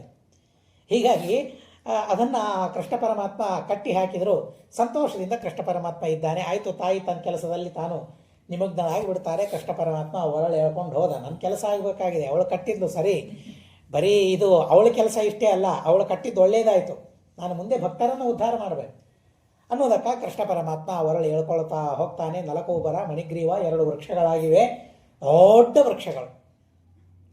ಅವರು ವಸ್ತ್ರವಿಲ್ಲದೆ ಗಂಗಾ ನದಿಯಲ್ಲಿ ಸ್ನಾನ ಮಾಡ್ತಾ ಇದ್ರಂತೆ. ನಾರದರು ಬರ್ತಾರೆ, ಬಂದರೆ ಬರಲಿ ಅಂತ ಅಂದರು. ದೇವತೆಗಳು, ದೊಡ್ಡ ದೇವತೆಗಳು, ಗಂಧರ್ವರು, ಆದರೂ ಸಹ ಬಂದರೆ ಬರಲಿ ಅಂತ ಅಂದರು. ಹಾಗೇ ಇದ್ದರು. ಹೌದಾ, ವಸ್ತ್ರ ಇಲ್ಲದೆ ಇರೋದು ನಿಮಗೆ ಬಹಳ ಶೋಭೆ ಅಲ್ವಾ? ಹಾಗಾದರೆ ಯಾರಿಗೆ ವಸ್ತ್ರ ಇರೋದಿಲ್ಲ? ವೃಕ್ಷಗಳಿಗೆ ವಸ್ತ್ರ ಇರೋದಿಲ್ಲ. ಇರ್ತದ, ಉಟ್ಕೊಳ್ತಾವ ವಸ್ತ್ರವು? ಇಲ್ಲ. ಹೀಗಾಗಿ ವಸ್ತ್ರವೇ ಇಲ್ಲದ ಯೋನಿ ನಿಮಗೆ ಬರಲಿ ಅಂತ ಹೇಳಿ ನಾರದರ ಶಾಪವನ್ನು ಕೊಟ್ಟಿದ್ರು. ಹೀಗಾಗಿ 2 ವೃಕ್ಷಗಳಾಗಿ ಅಲ್ಲಿ ಹುಟ್ಟಿದ್ವಂತೆ. ದೊಡ್ಡ ವೃಕ್ಷಗಳು, ಭಾರಿ ದೊಡ್ಡ ವೃಕ್ಷಗಳು. ಇಲ್ಲಿಯೇ ಹೇಳ್ತಾರೆ ಎಂಥ ವೃಕ್ಷಗಳು ಅಂತ. ಆ ವೃಕ್ಷಗಳ ಹತ್ರ ಹೋದ, 2 ವೃಕ್ಷಗಳ ಮಧ್ಯದಲ್ಲಿ ಹೇಳ್ತಾ ಹೋದ, 2 ವೃಕ್ಷಗಳು ಬಿದ್ದುಬಿಟ್ಟು ಕ್ಷಣದಲ್ಲಿ. ಆ ಮಾರ್ಗದಲ್ಲಿ ಹೋಗ್ತಾ ಇದ್ದಾರೆ. ಯಮುನಾ ತೀರ ಮಾರ್ಗಸ್ಥ ಗೋಪ್ಯಸ್ತಂ ದದೃಶು ಶಿಶುಂ. ಆ ಯಮುನಾ ತೀರದ ಮಾರ್ಗದಲ್ಲಿ ಬರುವ ಗೋಪಿಕಾಸ್ತ್ರೀಯರು ನೋಡ್ತಾರಂತೆ ಆ ಕೃಷ್ಣ ಪರಮಾತ್ಮನನ್ನ. ಅಳ್ಳಿಕ್ಕೆ ಶುರು ಮಾಡಿದರು. ಹೋಗಿ ಎಳೆಯೋಣ ಅಂದರೆ ಅವರಿಗೆ ಸಾಧ್ಯವಾಗ್ತಾ ಇಲ್ಲ. ಓಡಿ ಓಡಿ ಬಂದರು ಯಶೋದೆಯ ಹತ್ರ. ಎಂಥ ಕೆಲಸ ಮಾಡ್ತಾ ಇದ್ದೀನಿ ನೀನು, ಏನಾಗಿದೆ ನಿನಗೆ? ತತಸ್ತು ಸಂಭ್ರಾಂತವದನ ಯಶೋದಾಮೂಚು ರಂಗದಾಹ ಏಹ್ಯಾಗಚ್ಚ ಯಶೋದೇ ತ್ವಂ ಸಂಭ್ರಮಾತ್ ಕಿಂ ವಿಲಂಬಸೆ ಯೌತಾವರ್ಜುನ ವೃಕ್ಷೌತು ವ್ರಜೆ. ವ್ರಜ, ಗೋಕುಲದಲ್ಲಿ 2 ಅರ್ಜುನ ವೃಕ್ಷಗಳಿವೆ. ಆ ಅರ್ಜುನ ವೃಕ್ಷಗಳು ಏನು ಮಾಡ್ತಾ ಇದ್ದವು ಅಂತಂದರೆ ಸತ್ಯೋಪಯಾಚನವು. ಯಾರೇ ಆ ವೃಕ್ಷಕ್ಕೆ ಪ್ರದಕ್ಷಿಣೆ ಹಾಕಿ ನಮಸ್ಕಾರ ಮಾಡಿ ನನಗಿಂಥ ಕೆಲಸ ಆಗಬೇಕು ಅಂತ ಪ್ರಾರ್ಥನೆ ಮಾಡಿದರೆ ಆ ಕೆಲಸ ಆಗ್ತಾ ಇದ್ವಂತೆ. ಸತ್ಯೋಪಯಾಚನವು, ಯಾರೇ ಯಾಚನೆ ಮಾಡಿದರೆ ಆ ಯಾಚನೆ ಸತ್ಯವಾಗುವಂತೆ ಮಾಡ್ತಾ ಇದ್ವಂತೆ ಆ 2 ವೃಕ್ಷಗಳು. ಅಂಥ 2 ವೃಕ್ಷ ಬಿದ್ದೋಗ್ಬಿಟ್ಟಿವೆ. ನಿನ್ನ ಮಗ ಮೇಲೆ ಇದ್ದಾನೆ, ಆಟಾಡ್ತಾ ಇದ್ದಾನೆ, ತೆಗಿಲಿಕ್ಕಾಗ್ತಾ ಇಲ್ಲ, ಬಾ ಓಡಿ ಅಂತ ಅಂದಾಗ ಓಡಿ ಓಡಿ ಹೋಗ್ತಾರೆ. ದೃಢೇನ ದಮ್ನ ತತ್ರೈವ ಬದ್ಧೋ ವತ್ಸ ಇವೋದರೆ. ಕೃಷ್ಣ ಪರಮಾತ್ಮ ಮಾತ್ರ ಅಲ್ಲಿ ಹಾಗೇನೆ ಆ ಹಗ್ಗ ಹೊಟ್ಟೆಯಲ್ಲಿ ಹಾಗೇನೇ ಇದೆ. ಯಶೋಧಾದೇವಿ ನೋಡ್ತಾಳೆ. ನಂದ ಬಂದು ಬೈತಾನೆ, ಉತ್ತಿಷ್ಠ ಗಚ್ಚ ದುರ್ಮೇಧೆ ಮೂಢೆ ಪಂಡಿತ ಮಾನಿನಿ. ಎಲ್ಲ ಗೊತ್ತಿದೆ ಅಂತಂತಿ ಹೇಳಿದರೆ ಮಕ್ಕಳನ್ನು ಹೇಗೆ ನೋಡ್ಬೇಕು ಗೊತ್ತಿಲ್ಲ ನಿನಗೆ ಅಂತ ಹೇಳಿ ಮನೆಯಲ್ಲಿ ದಿವಸ ಕೇಳ್ತೀವಲ್ಲ ನಾವು. ಅದೇ ಕಥೆ ಭಾರತದಲ್ಲಿ ಮಹಾಭಾರತಕ್ಕೆ ಬಂದರು, ಹರಿವಂಶಕ್ಕೆ ಬಂದರು, ಅವು ಕಥೆಗಳು ವ್ಯತ್ಯಾಸ ಇಲ್ಲವೇ ಇಲ್ಲ. ಆದರೆ ಅದನ್ನು ಆಮೇಲೆ ನೆನೆಸ್ಕೊಂಡ್ರೆ ಎಷ್ಟು ಆನಂದ, ಎಷ್ಟು ಸಂತೋಷ ಇರ್ತದೆ. ಹೇಗೆ ಬೈತಾ ಇದ್ರಲ್ಲ ನೀವು ಅಂತ. ಹೌದು, ಬಯಸ್ಕೊಳ್ತಾ ಇದ್ದೆ, ಏನು ಮಾಡೋದು ಅಂತ. ಹಾಗೆ ಅವರು ನಂದ ಬೈತಾನೆ, ಉತ್ತಿಷ್ಠ ಪುತ್ರಮಾನಯ ಜೀವಂತಂ ಮುಕ್ತಂ ಮೃತ್ಯು ಮುಖಾದಿವ. ಬದುಕಿದ್ದಾನೆ, ಕರ್ಕೊಂಬ ಹೋಗಿ ಅಂತ ಅಂದಾಗ ಓಡಿ ಓಡಿ ಹೋಗ್ತಾಳೆ. ಕೃಷ್ಣ ಪರಮಾತ್ಮನನ್ನು ಕರ್ಕೊಂಬರ್ತಾಳೆ. ಅಸ್ಮಿನ್ ಸ್ಥಾನೇ ಚ ವಾಸೋಯಂ ಘೋಷಸ್ಯಾಸ್ಯನ ಯುಜ್ಯತೆ ಉತ್ಪಾತ ಹ್ಯತ್ರ ದೃಶ್ಯಂತೆ ಕಥಯಂತೋ ನ ಶೋಭ. ಕೃಷ್ಣ ಪರಮಾತ್ಮ ಹೇಳ್ತಾನೆ ಎಲ್ಲರಿಗೆ, ಯಾಕೋ ಇಲ್ಲಿ ಉತ್ಪಾತಗಳು ಬಹಳ ಆಗ್ತಾ ಇವೆ, ಅಪಶಕನಗಳು ಬಹಳ ಆಗ್ತಾ ಇವೆ, ಇಲ್ಲಿರೋದು ಬೇಡ ಅಂತ ಜನರಿಗೆ ಭಯ ಹುಟ್ಟಿಸೋದಕ್ಕಾಗಿ ಹೇಳ್ತಾನೆ. ಆದರೆ ಬಲರಾಮನ ಜೊತೆಗೆ ಹೇಳ್ತಾನೆ, ಇಲ್ಲಿ ಇರಬೇಕಾದ್ರೆ ಎಲ್ಲ ಸೌಕರ್ಯಗಳು ಬೇಕಲ್ಲ. ಎಲ್ಲ ಸೌಕರ್ಯಗಳು ಕಡಿಮೆ ಆಗ್ತಾ ಇವೆ. ಸಣ್ಣ ಸ್ಥಾನ ಇಲ್ಲಿ. ಆಕಳು ತಿನ್ನೋದಕ್ಕಾಗಿ ಹುಲ್ಲುಗಳಿಲ್ಲ, ಸರಿಯಾಗಿ ನೀರಿಲ್ಲ. ಆದ್ದರಿಂದಾಗಿ ನಾವೆಲ್ಲ ವೃಂದಾವನಕ್ಕೆ ಹೋಗೋಣ ಅಂತ ಕೃಷ್ಣ ಬಲರಾಮನಿಗೆ ಹೇಳ್ತಾನೆ. ಹಿರಿಯರಿಗೆಲ್ಲ ಹೇಳ್ತಾನೆ, ಸರ್ವತಾ ಸಾಧ್ಯ ಇಲ್ಲ, ಇಲ್ಲೇ ಇರೋ, ಎಲ್ಲಿ ಹುಟ್ಟಿದ್ದೀವಿ ಅಲ್ಲೇ ಇರೋ, ಸರ್ವತಾ ಆಚೆ ಈಚೆ ಹೋಗೋದಿಲ್ಲ ಅಂತ ಬಿಡೋದಿಲ್ಲ ವೃದ್ಧರು. ಹಿರಿಯರು ಇರ್ತಾರೆ, ನಮ್ಮನೆ ಬಿಟ್ಟು ಬರೋದಿಲ್ಲ, ನೀವೆಲ್ಲಿ ಬೇಕಾಗ್ತಾರೆ ಹೋಗ್ರಿ ಅಂತ ಅಂತಿರ್ತಾರಲ್ಲ, ಹಾಗೆ ನಾವು ಬರೋದಿಲ್ಲ ಅಂತ ಅಂದರು. ಕೃಷ್ಣ ಪರಮಾತ್ಮ ನಾನು ಹೇಳಿದ ಮೇಲೆ ಬರೋದಿಲ್ಲ ಅಂತಂದರೆ ಬರೋ ಹಾಗೆ ಮಾಡ್ತೇನೆ ಅಂತ ಕೃಷ್ಣ ಪರಮಾತ್ಮ ಇಲ್ಲಿ ತನ್ನ ಸಂಕಲ್ಪ ಬಲದಿಂದ ಭಗವಂತ ತೋಳಗಳನ್ನು ನಿರ್ಮಾಣ ಮಾಡ್ತಾನಂತೆ. ವ್ರಕ ವ್ಯಾಘ್ರ ಸಮಾನ ಬಲೆ, ಒಂದೊಂದು ತೋಳ ಹುಲಿಯಂತೆ ಅವು ಸಮಾನವಾಗಿವೆ. ಅಂಥ ಘೋರವಾದ ತೋಳಗಳು. ಗಾತ್ರೇಭ್ಯ ಶ್ರೀವತ್ಸ ಕೃತಲಕ್ಷಣ. ಹರಿವಂಶದಲ್ಲಿ ವರ್ಣನೆ ಮಾಡುತ್ತದೆ, ಪ್ರತಿಯೊಂದು ತೋಳದ ಮೇಲೆ ಶ್ರೀವತ್ಸ ಲಕ್ಷಣ ಇದೆ ಅಂತೆ. ಅರ್ಥಾತ್ ದೇವರೇ ಆ ತೋಳದ ರೂಪದಿಂದ ಬಂದ, ತನ್ನನ್ನು ತಾನೇ ಸೃಷ್ಟಿ ಮಾಡಿಕೊಂಡ ವೃಕದ ರೂಪದಿಂದ ಅಂತ. ನಿಶ್ಚಯರು ತಸ್ಯ ಗಾತ್ರೇಭ್ಯ ಶ್ರೀವತ್ಸ ಕೃತಲಕ್ಷಣ ಕೃಷ್ಣಸ್ಯ ಕೃಷ್ಣವದನ ಗೋಪಾನಾಂ ಭಯವರ್ಧನಾ. ಎಲ್ಲ ಗೋಪಿಕರಿಗೆ ಗೋಪಾಲಕರಿಗೆ ಭಯವಾಗ್ತಾ ಇದೆ. ಬರೀ ಬಂದರೆ ಮಾತ್ರ ಅಲ್ಲ, ಅಲ್ಲಿ ಯಾರ್ಯಾರನ್ನೋ ಪಶುಗಳನ್ನು, ಆಕಳಗಳನ್ನು, ಹಸುಗಳನ್ನು ತಿಂತಾ ಇದೆ, ಮಕ್ಕಳನ್ನು ಎತ್ಕೊಂಡು ಹೋಗ್ತಾ ಇವೆ. ಆಮೇಲೆ ಎಲ್ಲ ಬಂದರು, ಇಲ್ಲ ಅಂತಲ್ಲ, ಆದರೆ ಭಯಪಡಿಸೋದಕ್ಕಾಗಿ ಹೀಗೆಲ್ಲ ಮಾಡ್ತಾ ಇದೆ. ಇನ್ನೇನಪ್ಪ ಇದು, ಕೃಷ್ಣ ಹೇಳಿದ ಆವಾಗಲೇ ಉತ್ಪಾತ, ಬೇರೆ ಕಡೆ ಹೋಗೋಣ ಅಂತ ಹೇಳಿದ್ವಿ. ನೀನೇನು ಸಣ್ಣ ಕೋಸು, ಸಣ್ಣ ಮಗ, ನಿನಗೇನು ಗೊತ್ತಾಗ್ತದೆ, ನಾವು ಹಿರಿಯರಿಲ್ಲಿ ಬಿಟ್ಟು ಹೋಗಬಾರ್ದು, ಹಾಗೆಲ್ಲ ಸಂಪ್ರದಾಯ ಗೊತ್ತಿಲ್ಲ, ಏನೂ ಗೊತ್ತಿಲ್ಲ ನಿನಗೆ ಅಂತ ಅಂದರು. ಆದರೆ ಈಗ ಮಾತ್ರ ಹೋಗೋ ಪ್ರಸಂಗ ಎಲ್ಲರಿಗೂ ಬಂದಿದೆ, ನಡಿ ಈಗ ಎಲ್ಲರೂ ಗಾಡಿ ಕಟ್ಟ್ರಿ ಅಂತ ಅಂದರು. ನಂದ ಅಲ್ಲಿಂದ ಬಿಟ್ಟು ವೃಂದಾವನಕ್ಕೆ ಅವರು ಹೋಗ್ತಾರೆ. ತಾಶ್ಚಗಾವ ಸಘೋಷಸ್ತು ಸಚ ಸಂಕರ್ಷಣೋ ಯುವ ಕೃಷ್ಣೇನ ವಿಹಿತಂ ವಾಸಂ ತಮಧ್ಯಾಸತ ನಿರ್ವೃತಾ ನ ತತ್ರ ವತ್ಸಾಸೀದಂತಿ ನಗಾವೋ ನೇತರೇ ಜನಾ ಯತ್ರ ತಿಷ್ಠತಿ ಲೋಕಾನಾಂ ಭವಾಯ ಮಧುಸೂದನ. ಏನು ಅದ್ಭುತವಾದ ಮಾತುಗಳನ್ನು ಹೇಳ್ತಾರೆ. ಕೃಷ್ಣ ಯಾಕಿರ್ತಾನೆ, ಭಗವಂತ ಯಾಕಿದ್ದಾನೆ? ಲೋಕಾನಾಂ ಭವಾಯ, ನಮಗೆ ಮಂಗಳವಾಗಬೇಕು ಅಂತ ಹೇಳಿ ಭಗವಂತ ಇದ್ದಾನೆ. ಆಯ್ತು ರೀ, ದ್ವಾಪರ ಯುಗದಲ್ಲಿ ಕೃಷ್ಣ ಇದ್ದ, ಜನರಿಗೆ ನಮಗೇನು? ಕಲಿಯುಗದಲ್ಲಿದ್ದ ನಮಗೆ ದೇವರೇನು ಮಾಡಿದ, ದೇವರೇನು ಮಾಂಗಲ್ಯವನ್ನು ಕೊಟ್ಟ ಅಂತ ನಾವಂದರೆ ಇದ್ದಾನೆ ದೇವರು, ಇಲ್ಲ ಅಂತ ನಾವೇ ಕನ್ನಬೇಕು. ಬದರಿ ಕ್ಷೇತ್ರದಲ್ಲಿ ಭಗವಂತ ನಾರಾಯಣ ರೂಪದಿಂದ, ವ್ಯಾಸ ರೂಪದಿಂದ ಇದೇ ನಮ್ಮ ಭರತ ಭೂಮಿಯಲ್ಲಿ ಭಗವಂತ ಇದ್ದಾನೆ. ಏನು ದೇವರು ನಮ್ಮ ಮನೆಯಲ್ಲಿ ಬಂದು ಕೊಡಬೇಕಾ ವ್ಯಾಸ ರೂಪದಿಂದ? ಇಲ್ಲ, ಈ ದೇಶದಲ್ಲಿ ಭಗವಂತ ಅವನ ವ್ಯಾಪ್ತಿಯಾಗಲಿ ಅವನ ಸಾಮರ್ಥ್ಯವಾಗಲಿ ಸೂರ್ಯ ಎಲ್ಲಿದ್ದಾನೆ? ನಮ್ಮ ಮನೆಗೇ ಬರಬೇಕು ಅಂತ ನಾವು ಹಠ ಹಿಡಿತೀವೇನು? ಇದೇ ಆಗ್ರಹ ನಮಗಿದೆಯಾ? ಈಗೇನು ಅನ್ನಿಸ್ತದೆ, ಚಳಿ ಬಹಳ ಇದೆ, ಸೂರ್ಯ ನಮ್ಮ ಮನೆಗೆ ಬಂದರೆ ಚೆನ್ನಾಗಿರ್ತದೆ ಅಂತ ಅನ್ನಿಸ್ತದೆ. ಆದರೆ ಬೇಸಿಗೆಯಲ್ಲಿ ನಮ್ಮ ಮನೆಗೆ ಬಂದರೆ ಇನ್ನೊಂದು ಸ್ವಲ್ಪ ದೂರ ಇದ್ದರೆ ಸೂರ್ಯ ಎಷ್ಟು ಚೆನ್ನಾಗಿರ್ತಿತ್ತಲ್ಲ ಅಂತ ಅನ್ನಿಸ್ತದೆ. ಆದರೆ ಕೃಷ್ಣ ನಮ್ಮ ಮನೆಯಲ್ಲೇನೆ ಅಲ್ಲ, ಅವನಲ್ಲೇ ಇರಬೇಕು ಸೂರ್ಯ, ಅಲ್ಲಿದ್ರೇ ನಮಗೆ ಚೆನ್ನ. ಹಾಗೆ ಸೂರ್ಯನೇ ಅಲ್ಲಿದ್ದರೆ ಸಾಕು, ನಮಗೆ ಅದರ ಪ್ರಭಾವ, ಅದರಿಂದ ಲಾಭ ನಮಗೆ ಇವತ್ತೆಲ್ಲ ಆಗ್ತದೆ ಸೂರ್ಯಚಂದ್ರರಿಂದ ಅಂತಂದಮೇಲೆ ದೇವರೇ ನನ್ನ ಮನೆಯಲ್ಲಿ ಬರಬೇಕಾ? ಅಷ್ಟು ಪುಣ್ಯ ನಾನು ಮಾಡಿದ್ದೀನ? ನನ್ನ ಮನೆಗೆ ಬರೋ ಅಷ್ಟು ಪುಣ್ಯವನ್ನು. ಶಾಲಗ್ರಾಮ ನಮ್ಮ ಮನೆಯಲ್ಲಿದ್ದರೆ ಸಾಕು, ಮಹಾಭಾರತ ನಮ್ಮ ಮನೆಯಲ್ಲಿದ್ದರೆ ಸಾಕು, ಭಾಗವತ ನಮ್ಮ ಮನೆಯಲ್ಲಿದ್ದರೆ ಸಾಕು, ದೇವರಿದ್ದಂತೆ. ಸ್ಕಂದ ಪುರಾಣದಲ್ಲಿ ಹೇಳ್ತಾರೆ, ಶಾಲಗ್ರಾಮ ಶಿಲಾಯಸ್ಯ ಗ್ರಹೇ ತಿಷ್ಠತಿ ಮಾನದ ಅಥವಾ ಭಾರತಂ ಗೇಹೆ ನತಂ ವೈ ಬಾಧತೆ ಕಲಿಹಿ. ಮನೆಯಲ್ಲಿ ಶಾಲಗ್ರಾಮ ಇರಬೇಕು, ಶಾಲಗ್ರಾಮ ಪೂಜೆ ನಿತ್ಯ ಮಾಡ್ತಾ ಇರಬೇಕು, ಕಲಿಯ ಬಾಧೆ ಆಗೋದಿಲ್ಲ ಅಂತ ಹೇಳ್ತಾರೆ. ಶಾಲಗ್ರಾಮ ನಮ್ಮಲ್ಲಿಲ್ಲ, ಏನು ಮಾಡೋಣ? ಭಾರತ ಇಟ್ಕೊಳ್ರಿ ಅಂತ ಹೇಳ್ತಾರೆ. ಅಥವಾ ಭಾರತಂ ಗೇಹೆ, ಮಹಾಭಾರತ ಮನೆಯಲ್ಲಿ ಇಟ್ಕೊಳ್ಳೋಣ. ಮತ್ತು ಶಾಲಗ್ರಾಮಕ್ಕೆ ಮಾಡಿದಂತೆ ಅಭಿಷೇಕ ಮಾಡೋದು ಮಾತ್ರ ಬೇಡ, ಅದಕ್ಕೆ ಅರ್ಚನೆ ಮಾಡಬಹುದು, ಅದನ್ನು ಇಟ್ಕೊಂಡು ನೈವೇದ್ಯ ಮಾಡಬಹುದು. ಮಹಾಭಾರತಕ್ಕೆ ನೈವೇದ್ಯ ಹರಿವಂಶಕ್ಕೆ ಮಾಡ್ತೀವಲ್ಲ, ಮಂಗಳಾರತಿ ಮಾಡಬಹುದು, ಉಳಿದದ್ದನ್ನೆಲ್ಲ ಮಾಡ್ಬೋದು. ಅಭಿಷೇಕ ಬೇಡ, ಪಂಚಾಮೃತ ಇವುಗಳು ಯಾವುದು ಬೇಡ, ಉಳಿದದ್ದನ್ನೆಲ್ಲ ಮಾಡೋದು. ಭಾರೀ ಪುಣ್ಯ ಬರ್ತದೆ ಅಂತ ಹೇಳ್ತಾರೆ. ಭಾಗವತ ಮನೆಯಲ್ಲಿ ಇರಬೇಕು, ಆ ಎಲ್ಲ ಗ್ರಂಥಗಳ ಮನೆಯಲ್ಲಿ ಇರಬೇಕು, ಸರ್ವಮೂಲ ಗ್ರಂಥಗಳ ಮನೆಯಲ್ಲಿ ಇರಬೇಕು. ಗ್ರಂಥಗಳು ಇದ್ದರೆ ಅದರ ಮುಖ ನೋಡಿದರೂ ಕೈಯಲ್ಲಿ ಹಿಡಿದ್ರೂ ಸಾಕು, ಅದನ್ನು ಪ್ರತಿನಿತ್ಯ ಈ ಕೈಯಲ್ಲಿ ತಗೊಂಡು ತಲೆ ಮೇಲೆ ಇಟ್ಕೊಂಡ್ರೂ ಸಾಕು ಪ್ರತಿನಿತ್ಯ. ಇಂದ್ರನಂಥ ಇಂದ್ರ ಎತ್ತಾಗಿ ಬಂದು ಶ್ರೀಮತಾಚಾರ್ಯರ ಗ್ರಂಥಗಳನ್ನು ಹೊತ್ಕೊಂಡು ನಿಂತ. ಏನು ಅವುಗಳ ಸಾಮರ್ಥ್ಯ, ಗ್ರಂಥಗಳ ಸಾಮರ್ಥ್ಯ ಏನು ಅಂತ ನೋಡ್ರಿ. ಹೀಗಾಗಿ ಗ್ರಂಥಗಳು ಮನೆಯಲ್ಲಿ ಇರಲೇಬೇಕು, ಪುಸ್ತಕಗಳ ಮನೆಯಲ್ಲಿ ಇರಲೇಬೇಕು. ಇಟ್ಟು ಸಾಕು. ಭಾಗವತ, ಮಹಾಭಾರತ, ಹರಿವಂಶ, ರಾಮಾಯಣ, ಸರ್ವಮೂಲ, ಪ್ರತಿಯೊಂದು ಮನೆಯಲ್ಲಿ ಈ ಗ್ರಂಥಗಳಿರಬೇಕು. ಅಧ್ಯಯನ ಮಾಡ್ತಾ ಇದ್ದರೆ ನಾವು ಯಾವ ಗ್ರಂಥಗಳನ್ನು ಅಧ್ಯಯನ ಮಾಡ್ತೇವೆ ಆ ಗ್ರಂಥಗಳು ನಮ್ಮ ಮನೆಯಲ್ಲಿ ಇರಲೇಬೇಕು. ಭಾರೀ ಪುಣ್ಯವಾದ ಗ್ರಂಥಗಳವೆಲ್ಲ. ಹೀಗಾಗಿ ಅಲ್ಲಿ ಬಹಳ ಅದ್ಭುತವಾದ ರೀತಿಯಲ್ಲಿ ಹೇಳ್ತಾರೆ. ಅಲ್ಲೆಲ್ಲ ಯತ್ರ ತಿಷ್ಠತಿ ಲೋಕಾನಾಂ ಭವಾಯ ಮಧುಸೂದನ. ಭಗವಂತನೇ ಭಾಗವತ ರೂಪದಿಂದ, ಮಹಾಭಾರತ, ಹರಿವಂಶ, ರಾಮಾಯಣ ರೂಪದಿಂದ, ಪುಸ್ತಕದ ರೂಪದಿಂದ ಅಲ್ಲಿರ್ತಾನೆ. ಕಣ್ಣಿಂದ ಅಕ್ಷರ ನೋಡಿದರೂ ಸಾಕು, ನಾವು ಓದಬೇಕಾಗಿಲ್ಲ. ಮಕ್ಕಳಿರ್ತಾರಲ್ಲ, ಒಂದು ಶ್ಲೋಕ ಓದಪ್ಪ ಸಾಕು, ಭಾಗವತ ಒಂದೇ ಶ್ಲೋಕ, ಒಂದು ಪದ ಓದು ಸಾಕು. ಶ್ಲೋಕಾರ್ಥಂ ಶ್ಲೋಕಪಾದಂ ವಾ ನಿತ್ಯಂ ಭಾಗವತೋದ್ಭವಂ, ಅದನ್ನು ಕೇಳಿದ್ರೂ ಸಾಕು, ಅಂಥ ಪುಣ್ಯ ಬರ್ತದೆ. ಭಗವಂತ ಎಲ್ಲಿದ್ದಾನೆ ಇಡೀ ಲೋಕಕ್ಕೆ ಮಂಗಲವಾಗ್ತದೆ ಅಂತ ಹೇಳ್ತಾರೆ. ಆ ಆಕಳುಗಳು, ಆ ಗೋಕುಲ, ಆ ವೃಂದಾವನ, ಕೃಷ್ಣೇನ ವಿಹಿತಂ ವಾಸಂ ತಮಧ್ಯಾಸತ ನಿರ್ವೃತಾ. ಎಲ್ಲಿ ಸಾಕ್ಷಾತ್ ಕೃಷ್ಣ ಪರಮಾತ್ಮ ವಾಸವಾಗಿದ್ದಾನೆ ಅಲ್ಲಿ ಆ ಹಸುಗಳು, ಆ ಎತ್ತುಗಳು, ಆ ಪಶು ಪಕ್ಷಿ ಕ್ರಿಮಿ ಕೀಟಗಳು, ಆ ಗೋಪಾಲಕರು, ಗೋಪಿಕಾಸ್ತ್ರೀಯರು ಅಲ್ಲಿದ್ದು ಬಹಳ ಸನ್ಮಾಂಗಲ್ಯವನ್ನು ಪಡೆದರು ಅಂತನ್ನೋದನ್ನು ಹೇಳ್ತಾರೆ. ಒಂದು ದಿವಸ ಆ ವೃಂದಾವನದಲ್ಲಿ ಭಗವಂತ ಬಲರಾಮನನ್ನು ಬಿಟ್ಟು ತಾನೊಬ್ಬನೇ ಸಂಚಾರ ಮಾಡಲಿಕ್ಕೆ ಹೋದ. ಇಷ್ಟೇ ಸಾಕು, ವಾದಿರಾಜರಿಗೆ ಉತ್ಪ್ರೇಕ್ಷೆ ಮಾಡ್ತಾರೆ, ಯಾಕೆ ಬಲರಾಮನನ್ನು ಬಿಟ್ಟು ಹೋದ? ಅದು ವಾಸ್ತವ, ಕೃಷ್ಣ ಬಲರಾಮನನ್ನು ಬಿಟ್ಟು ಹೋದದ್ದು ವಾಸ್ತವ. ಅದರ ಮೇಲೆ ವಾದಿರಾಜರು ಉತ್ಪ್ರೇಕ್ಷೆ ಮಾಡ್ತಾರೆ. ಉತ್ಪ್ರೇಕ್ಷೆ ವಾಸ್ತವ ಅಲ್ಲ, ಅದು ನಾವು ಸಂತೋಷ ಪಡುವುದಕ್ಕಾಗಿ ಹೇಳುವ ಮಾತುಗಳಷ್ಟೇ. ಉತ್ಪ್ರೇಕ್ಷೆ ಅಂತ ಅಂದರೆ ನೀನು ಚಂದ್ರನಾಗಿದ್ದಿ ಅಂತ ಹೇಳ್ತಾರೆ. ಏನು ಚಂದ್ರನ ಹಾಗಿದ್ದಿ ಅಂದರೆ? ಆದರೆ ಕೇಳಿದವರಂತೂ ಸಂತೋಷ ಪಡ್ತಾರೋ ಇಲ್ಲೋ, ಚಂದ್ರನ ಹಾಗೆ ಇದ್ದೆ ಅಂತ ಅಂದರೆ.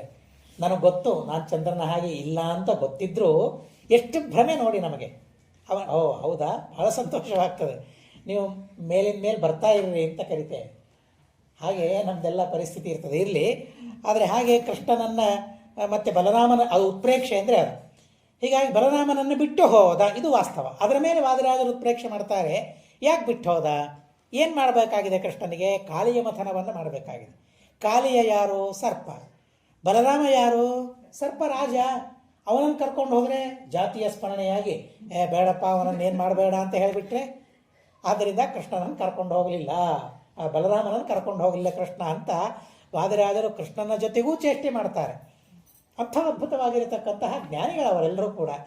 ಹಾಗೆ ಹೇಳ್ತಾರೆ. ಹೋದ, ಎಲ್ಲ ಕಡೆಗೆ ಸಂಚಾರ ಮಾಡ್ತಾ ಭಗವಂತ ಹೋಗ್ತಾ ಇದ್ದಾನೆ. ಶ್ರೀವತ್ಸೇನ ಉರಸಾಯುಕ್ತ ಶಶಾಂಕರಿವ ಲಕ್ಷ್ಮಣ ಸಾಂಗದೇನಗ್ರಹಸ್ಥೇನ ಪಂಕಜೋದ್ಭಿನ್ನ ವರ್ಚಸ ಸುಕುಮಾರಾಭಿತಾಮ್ರೇಣ ಕ್ರಾಂತ ವಿಕ್ರಾಂತಗಾಮಿನ. ಅವನ ಗಮನವನ್ನು ಬಹಳ ಅದ್ಭುತವಾದ ರೀತಿಯಲ್ಲಿ ವರ್ಣನೆ ಮಾಡ್ತಾರೆ. ದೂರದಲ್ಲಿ ಒಂದು ಭಾಂಡೀರ ಎಂಬ ಹೆಸರಿರುವ ಒಂದು ನೆಗ್ರೋಧ ವೃಕ್ಷವನ್ನು ಅವನು ನೋಡ್ತಾರೆ. ಬೇರೆ ಯಾವುದೂ ಇರೋದಿಲ್ಲ, ಏನೇನೋ ವೃಕ್ಷಗಳಲ್ಲಿರೋದಿಲ್ಲ ಆಸುಪಾಸಿನಲ್ಲಿ, ಎಲ್ಲ ಒಳಗೆ ಇರುವ ಆ ಕಾಳಿಯನ ವಿಷದಿಂದ ಅಲ್ಲಿ ಬೆಳೆದ ವೃಕ್ಷಗಳೆಲ್ಲ ನಾಶವಾಗಿಬಿಟ್ಟಿರ್ತದೆ. ಆ ಕಾಲಿಯಲ್ಲಿದ್ದ ಮಡುವಿನಲ್ಲಿ ಅದರ ಮೇಲಿಂದ ಪಕ್ಷಿ ಹಾರಿ ಹೋದರೆ ಸುಟ್ಟು ಭಸ್ಮವಾಗಿ ನದಿಯಲ್ಲಿ ಬೀಳಬೇಕಂತೆ. ಅಷ್ಟು ವಿಷ, ಒಳಗೆ ಮಾತ್ರ ವಿಷ ಅಲ್ಲ, ಅಷ್ಟು ಎತ್ತರದ ತನಕ ವಿಷ ಅವನದ್ದು ಹರಡ್ತಾ ಇತ್ತಂತೆ. ಹೀಗಾಗಿ ಅದೊಂದು ದೊಡ್ಡ ತೀರ್ಥ. ಯಾರಿಗೂ ಅಲ್ಲಿ ಬಂದು ಸ್ನಾನ ಮಾಡಲಿಕ್ಕೆ ಆಗ್ತಾ ಇಲ್ಲ, ಆಸುಪಾಸಿಗೆ ಯಾರೂ ಹೋಗ್ತಾ ಇಲ್ಲ. ಕೃಷ್ಣ ಪರಮಾತ್ಮ ತೀರ್ಥದ ಶುದ್ಧಿಯನ್ನು ಮಾಡಿದ, ತೀರ್ಥವನ್ನು ಸಂರಕ್ಷಣೆ ಮಾಡಿದ ಭಗವಂತ. ಮಹಾಭಾರತದಲ್ಲಿ ಭೀಮಸೇನ ದೇವರ ಕಥೆಯನ್ನು ನಾವು ಕೇಳ್ತೇವೆ. ಅಲ್ಲಲ್ಲಿ ತೀರ್ಥಗಳಲ್ಲಿ ದೈತ್ಯರಿದ್ದರೆ ಹೋಗಿ ಬಡದು ಹೊಡೆದು ಅವರನ್ನು ದೂರ ಸರಿಸಿ ಪುಣ್ಯ ಸಾಧನೆ ಮಾಡೋದಕ್ಕಾಗಿ ಅನುಕೂಲ ಮಾಡಿಕೊಟ್ಟ ಭೀಮಸೇನ ದೇವರು ಅಂತಂತೇವೆ. ಕೃಷ್ಣ ಪರಮಾತ್ಮ ಮಾಡಿದ ಕೆಲಸ. ಈಗ ಕೃಷ್ಣ ಪರಮಾತ್ಮ ಕಾಲಿಯ ಮಥನ ಮಾಡೋದಕ್ಕಾಗಿ ಬರ್ತಾನೆ, ವೃಕ್ಷದ ಮೇಲೆ ಹೋಗಿ ಜಿಗಿದು ಬಿಡ್ತಾನೆ. ಅದರಲ್ಲಿ ಯಾರು ಬಂದರು ನನ್ನ ಮನೆಗೆ ಅಂತ. ಏನು ತನ್ನ ಮನೆನಾ ಅದು? ನನ್ನ ಮನೆ ಅಂತ ಅದಕ್ಕೆ ಭಾವನೆ ಬಂದು ಹೋಗ್ಬಿಟ್ಟಿತ್ತು, ಇದು ನನ್ನ ಮನೆ ಅಂತ. ಯಾರು ಬಂದರು ಮನೆಗೆ ಅಂತ ಕಾಲಿಯ ಎದ್ದು ಬರ್ತಾನೆ. ಕೃಷ್ಣ ಪರಮಾತ್ಮನ ಸಂಹಾರ ಮಾಡೋದಕ್ಕಾಗಿ ನೋಡ್ತಾನೆ. ಆದರೆ ಏನು ಮಾಡಿದ್ರು ಏನು ಮಾಡಲಿಕ್ಕಾಗೋದಿಲ್ಲ. ಕೃಷ್ಣ ಪರಮಾತ್ಮ ಆ ಸರ್ಪದ ಬಾಲ ಹಿಡಿದು ತಲೆಯ ಮೇಲೆ ನರ್ತನ ಮಾಡಲಿಕ್ಕೆ ಶುರು ಮಾಡ್ತಾರೆ. ನರ್ತನ ಮಾಡಲಿಕ್ಕೆ ಪ್ರಾರಂಭ ಮಾಡಿದರೆ ಬ್ರಹ್ಮಾಂಡ ದೇವತೆಗಳೆಲ್ಲ ಬರ್ತಾರಂತೆ. ಅನೀನದ ಪದ್ಮಭವೋ ಮೃದಂಗಂ, ಬ್ರಹ್ಮದೇವರು ಬಂದು ಮೃದಂಗ ವಾದ್ಯವನ್ನು ಮಾಡ್ತಾ ಇದ್ದಾರಂತೆ. ವಾದಿರಾಜರು ಹೇಳ್ತಾರೆ, ದೇವತೆಗಳೆಲ್ಲ ಬಂದು ತಮ್ಮ ತಮ್ಮ ಸೇವೆಯನ್ನು ಮಾಡಿ ನರ್ತನಕ್ಕೆ ಅನುಕೂಲ ಮಾಡಿಕೊಡ್ತಾ ಇದ್ದಾರಂತೆ. ನರ್ತನ ಮಾಡ್ತಾ ಇದ್ದಾನೆ ಕೃಷ್ಣ ಪರಮಾತ್ಮ. ಮತ್ತೆ ವಾದಿರಾಜರು ಪರೀಕ್ಷೆ ಮಾಡ್ತಾರೆ, ಯಾಕೆ ಹೆಡೆ ಮೇಲೆ ನರ್ತನೆ ಮಾಡ್ತಾ ಇದ್ದಾನೆ, ಬಾಲವನ್ನು ಕೈಯಲ್ಲಿ ಹಿಡಿದಿದ್ದಾನೆ, ಯಾಕೆ? ಬಾಲ ಏನು ತಪ್ಪು ಮಾಡಿಲ್ಲ, ತಪ್ಪು ಮಾಡಿದ್ದ್ಯಾವುದು? ಹೆಡೆ. ವಿಷಯ ಎಲ್ಲಿದೆ? ಹೆಡೆಯಲ್ಲಿ. ಹೀಗಾಗಿ ಅದನ್ನು ಬಾಲವನ್ನು ಉದ್ಧಾರ ಮಾಡಿದ. ತಪ್ಪು ಮಾಡದೇ ಇದ್ದವರನ್ನು ಮೇಲೆ ಎತ್ತುತ್ತೇನೆ, ತಪ್ಪು ಮಾಡಿದವರನ್ನು ತುಳಿತೇನೆ. ಇದು ಕೃಷ್ಣ ಪರಮಾತ್ಮ ಸಂದೇಶವನ್ನು ಲೋಕಕ್ಕೆ ಕೊಟ್ಟಂತೆ ಇತ್ತು ಅಂತ ಹೇಳ್ತಾರೆ. ಆ ಸಂದರ್ಭದಲ್ಲಿ ಆ ಕಾಲಿಯನ ಹೆಂಡತಿಯರು ಬರ್ತಾರೆ. ಏನು ಅದ್ಭುತವಾದ ಪುಣ್ಯವನ್ನು ಅವರು ಮಾಡಿದ್ರು. ಅವನು ಕಾಲಿಯ ಸರ್ಪರೂಪದಲ್ಲಿ ಇದ್ದಾನೆ ನಿಜ, ಆದರೆ ಭಗವದ್ಭಕ್ತ ಅವನು. ಮನುಷ್ಯರು ನಾವು ಮಾತ್ರ ಭಕ್ತರು ಅಂತ ನಮಗೆ ಸೊಕ್ಕಿರ್ತದೆ, ಆದರೆ ಈ ಪಶು ಪಕ್ಷಿ ಪ್ರಾಣಿಗಳನ್ನು ನೋಡಿದರೆ ಎಂಥ ಅದ್ಭುತವಾದ ಭಕ್ತಿಯನ್ನು ಮಾಡ್ತಾರೆ ಅವರು ಅನ್ನೋದಕ್ಕಾಗಿ ಜಗನ್ನಾಥದಾಸರು ಒಂದು ಮಾತು ಹೇಳ್ತಾರೆ, ಅನೇಕ ಬಾರಿ ಸ್ಮರಣೆಗೆ ಬರ್ತಾ ಇರ್ತದೆ. ಕುಯೋನಿಗಳು ಬರಲಾನಂಜ ಭಗ್ನಗೈಸೆನ್ನವ ಗುಣಗಳನ್ನು ಪ್ರತಿ ದಿವಸದಲ್ಲಿ. ಎಂಥ ಕೆಟ್ಟ ಯೋನಿ ಬಂದರೂ ನಾನು ಭಯಪಡೋದಿಲ್ಲ. ದೇವತೆಗಳಿಗೆ ಅದು ನಿಜವಾಗಿ ಸಾರ್ಥಕ ಆ ಮಾತು. ಅಂಥ ಮಹಾನುಭಾವರಿಗೆ, ವೈಷ್ಣವಾಗ್ರೇಸರರಿಗೆ, ವೈಷ್ಣವರಿಗೆ ಅದು ಸಾರ್ಥಕ. ನಮಗೆ ಮನುಷ್ಯ ಯೋನಿ ಕೊಟ್ಟರೂ ದೇವರ ಸ್ಮರಣೆ ಇರೋದಿಲ್ಲ. ಹೀಗಾಗಿ ಯಾವ ಯೋನಿ ಬಂದರೂ ನಮಗೆ ಭಯವೇ. ಆದರೆ ದೇವತೆಗಳಿಗೆ, ಮಹಾನುಭಾವರಿಗೆ, ವಿಷ್ಣು ಭಕ್ತರಿಗೆ ಯಾವ ಯೋನಿ ಬಂದರೂ ಭಯವಿಲ್ಲ. ಯಾಕೆ? ದೇವರ ಮೇಲೆ ಭಕ್ತಿ ಇದ್ದೇ ಇರ್ತದೆ ಅವರಿಗೆ. ಹೀಗಾಗಿ ಭಯ ಇರೋದೇ ಇಲ್ಲ. ಮಹಾಭಕ್ತ. ಆದರೆ ಗರುಡನ ಭಯ ಅವನಿಗೆ.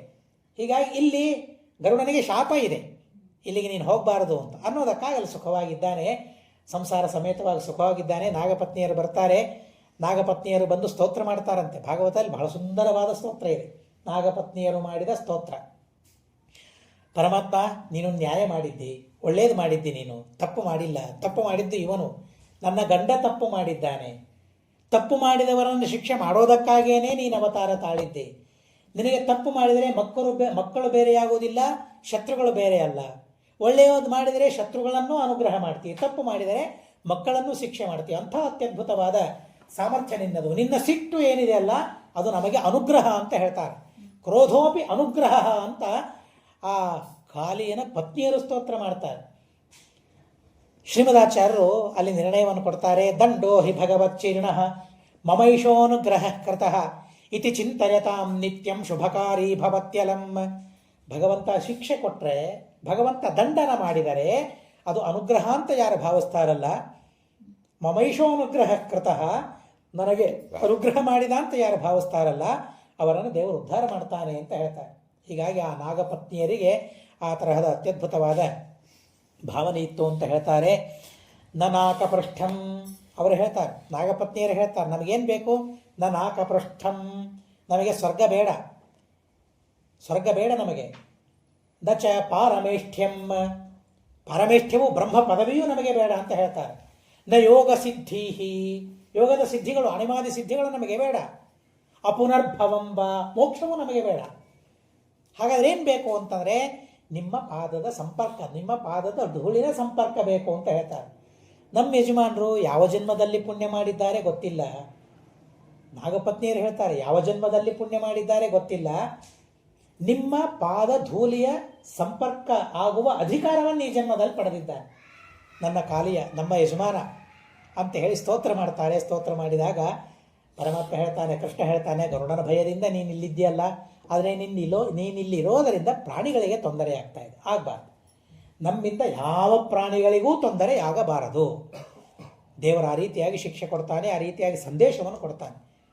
ನನ್ನಿಂದ ಇನ್ನೊಬ್ಬರಿಗೆ ತೊಂದರೆ, ಮೊನ್ನೆ ನಾವು ಅಂದ್ಕೊಂಡ್ವಲ್ಲ ಸಾಯಂಕಾಲ ಆಲೋಚನೆ ಮಾಡಬೇಕಂತ, ನನ್ನಿಂದ ಯಾರಿಗೆ ತೊಂದರೆ ಆಯಿತು ಇವತ್ತು, ನನ್ನಿಂದ ನನ್ನ ವರ್ತನೆಯಿಂದ ಯಾರಿಗೆ ಬೇಸರವಾಯಿತು, ಯಾರಿಗೆ ದುಃಖವಾಯಿತು, ಅದನ್ನು ನಾವು ಆಲೋಚನೆ ಮಾಡಬೇಕಂತ. ಸಾಯಂಕಾಲ ರಾತ್ರಿ ಮಲಗುವಾಗ ಕಿಮ್ನು ಮೇ ಪಶುಭಿಸ್ತುಲ್ಯಂ ಕಿನ್ನು ಸತ್ಪುರುಷ ಇರಿತಿ, ಪ್ರತಿನಿತ್ಯವೂ ಆಲೋಚನೆ ಮಾಡಬೇಕಂತ. ಇದನ್ನು ಪ್ರತ್ಯಹಂ ಪ್ರತ್ಯವೇಕ್ಷೇತ ನರಶ್ಚರಿತಮಾತ್ಮನಃ. ಇವತ್ತು ನಾನೇನು ಮಾಡಿದೆ, ನನ್ನ ಚರಿತೆ ಏನು, ನಾನೇನು ಮಾಡಿದೆ, ಪಶುಗಳಂತೆ ನನ್ನ ವರ್ತನೆಯೋ ಅಥವಾ ಸಜ್ಜನರಂತೆ ನಾನು ವರ್ತಿಸಿದ್ನೋ, ನನ್ನಿಂದ ಯಾರ್ಯಾರಿಗೆ ಬೇಸರವಾಗಿದೆ, ಹಾಗಿದ್ದರೆ ಅವರ ಹತ್ರ ಹೋಗಿ ಅಥವಾ ಅವರು ಭೇಟಿಯಾದಾಗ ಮೊನ್ನೆ ಬೇಸರವಾಗುವಂತೆ ನಡೆದುಕೊಂಡೇ ಕ್ಷಮೆ ಮಾಡು. ದೊಡ್ಡವರಿದ್ದರೆ, ಸಣ್ಣವರಿದ್ದರೆ ಏನು ತಿಳ್ಕೊಳ್ಬೇಡ, ನನಗೆ ಬೇಸರವಾಗುವಂತೆ ನಡೆದುಕೊಂಡೆ, ನಿನ್ನ ತಪ್ಪಿರಲಿಲ್ಲ ಅಂತ ಅನ್ಬೇಕಂತೆ. ಆ ಮನಸ್ಸು ಬೇಕು, ಆ ಸಜ್ಜನಿಕೆ ಬೇಕು, ಅದನ್ನು ಕಲಿಬೇಕು ನಾವೆಲ್ಲರೂ ಕೂಡ.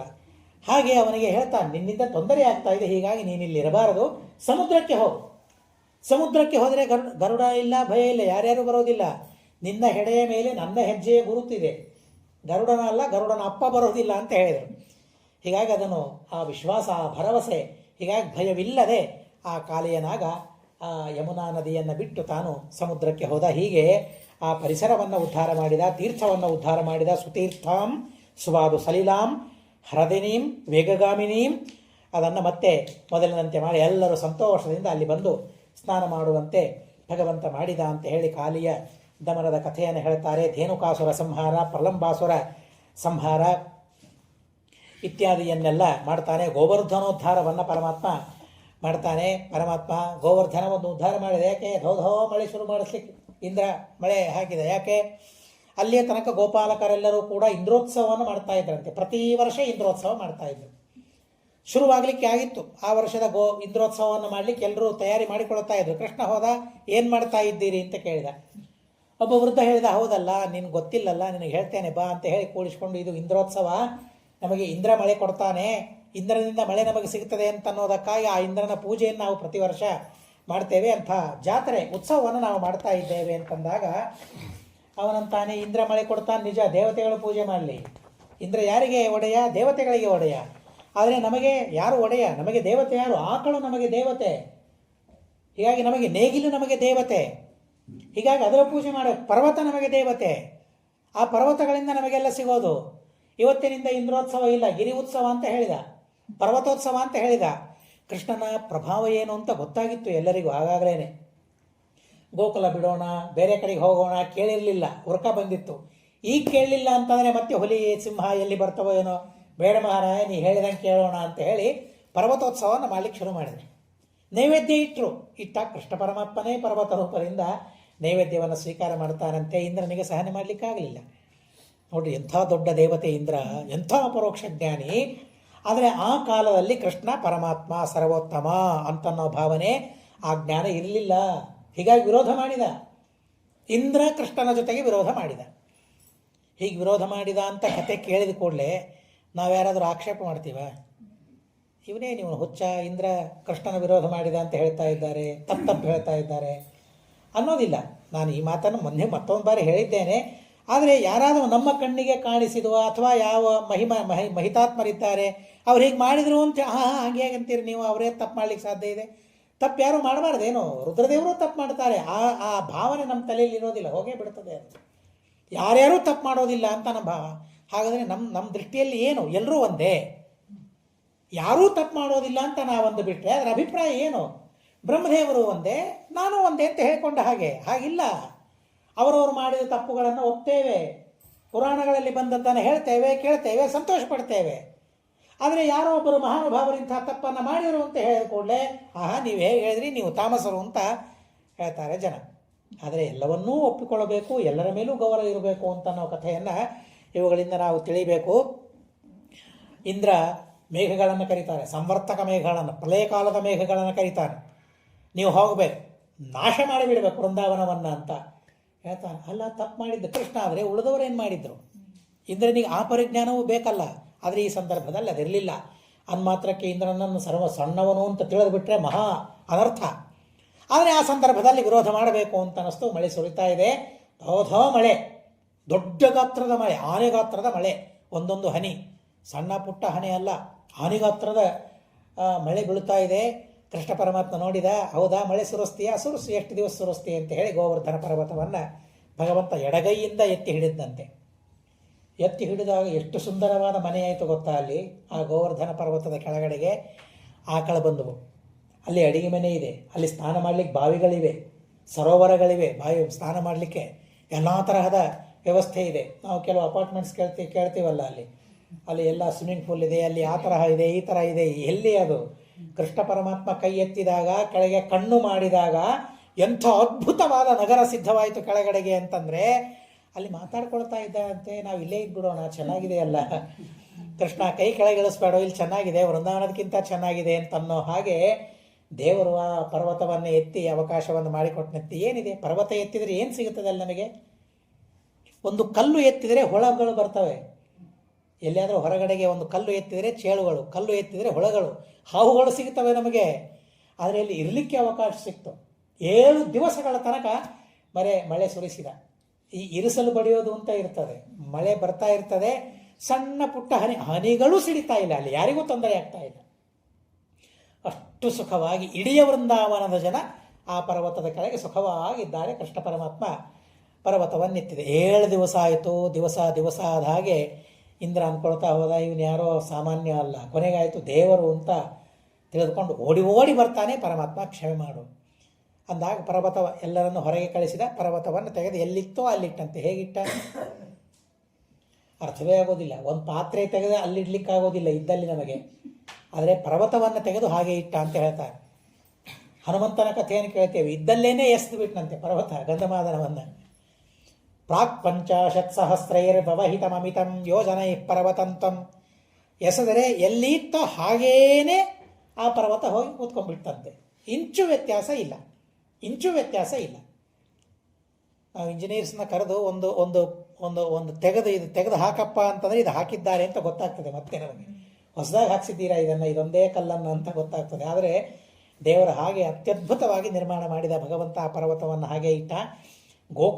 ಗೋಗಳನ್ನು ಭಗವಂತ ಹೇಗೆ ಸಂರಕ್ಷಣೆ ಮಾಡಿದ ಅಂತ ಅನ್ನೋದಕ್ಕಾಗಿ ಆ ಎಲ್ಲ ಗೋಗಳಿಗೆ ನೀನು ರಾಜ ಅಂತ ಹೇಳಿ ಸಿಂಹಾಸನದ ಮೇಲೆ ಕೂಡಿಸಿ ಅವನನ್ನು ಗೋವಿಂದ ಅಂತ ಇಂದ್ರದೇವರು ನಾಮಕರಣ ಮಾಡಿದರು ಅಂತ ಅನ್ನೋ ಕಥೆಯನ್ನು ಬಹಳ ಅದ್ಭುತವಾದ ರೀತಿಯಲ್ಲಿ ತಿಳಿಸ್ತಾರೆ. ಇಂದ್ರ ಕ್ಷಮಾಯಾಚನೆ ಮಾಡ್ತಾನೆ.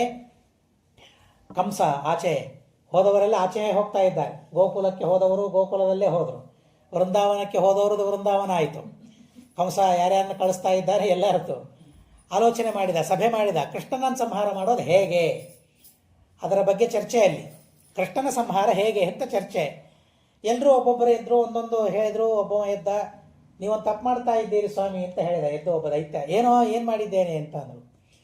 ದೈತ್ಯರನ್ನು ಅವನ ಫೀಲ್ಡಿಗೆ ಕಳಿಸ್ತಾ ಇದ್ದೀರಿ, ನಮ್ಮಲ್ಲಿ ಕರೆಸ್ರಿ ಅವನನ್ನು ಅಂತ ಹೇಳಿದ. ಅಯ್ಯೋ ಹೌದಲ್ಲ, ಗೊತ್ತೇ ಆಗಲಿಲ್ಲ. ನಕ್ರ ಸ್ವಸ್ಥಾನಮಾಸಾಧ್ಯ ಗಜೇಂದ್ರಮಪಿ ಕರ್ಷತಿ ಅಂತ ನ್ಯಾಯ. ಅದು ಸ್ಥಾನಬಲ ಅಂತ ಹೇಳ್ತಾರೆ. ಬಾ ನಮ್ಮ ಮನೆಗೆ ನೋಡ್ಕೊಳ್ತೇನೆ ಅಂತಂತೀವಲ್ಲ, ನಮ್ಮೂರಿಗೆ ಬಾ ನೋಡ್ಕೊಳ್ತೇನೆ ಅಂತಂತೀವಲ್ಲ, ಹಾಗೆ ಸ್ವಸ್ಥಾನ ಬಲ ಇರ್ತದೆ ನಮ್ಮ ಸ್ಥಾನದಲ್ಲಿದ್ದಾಗ.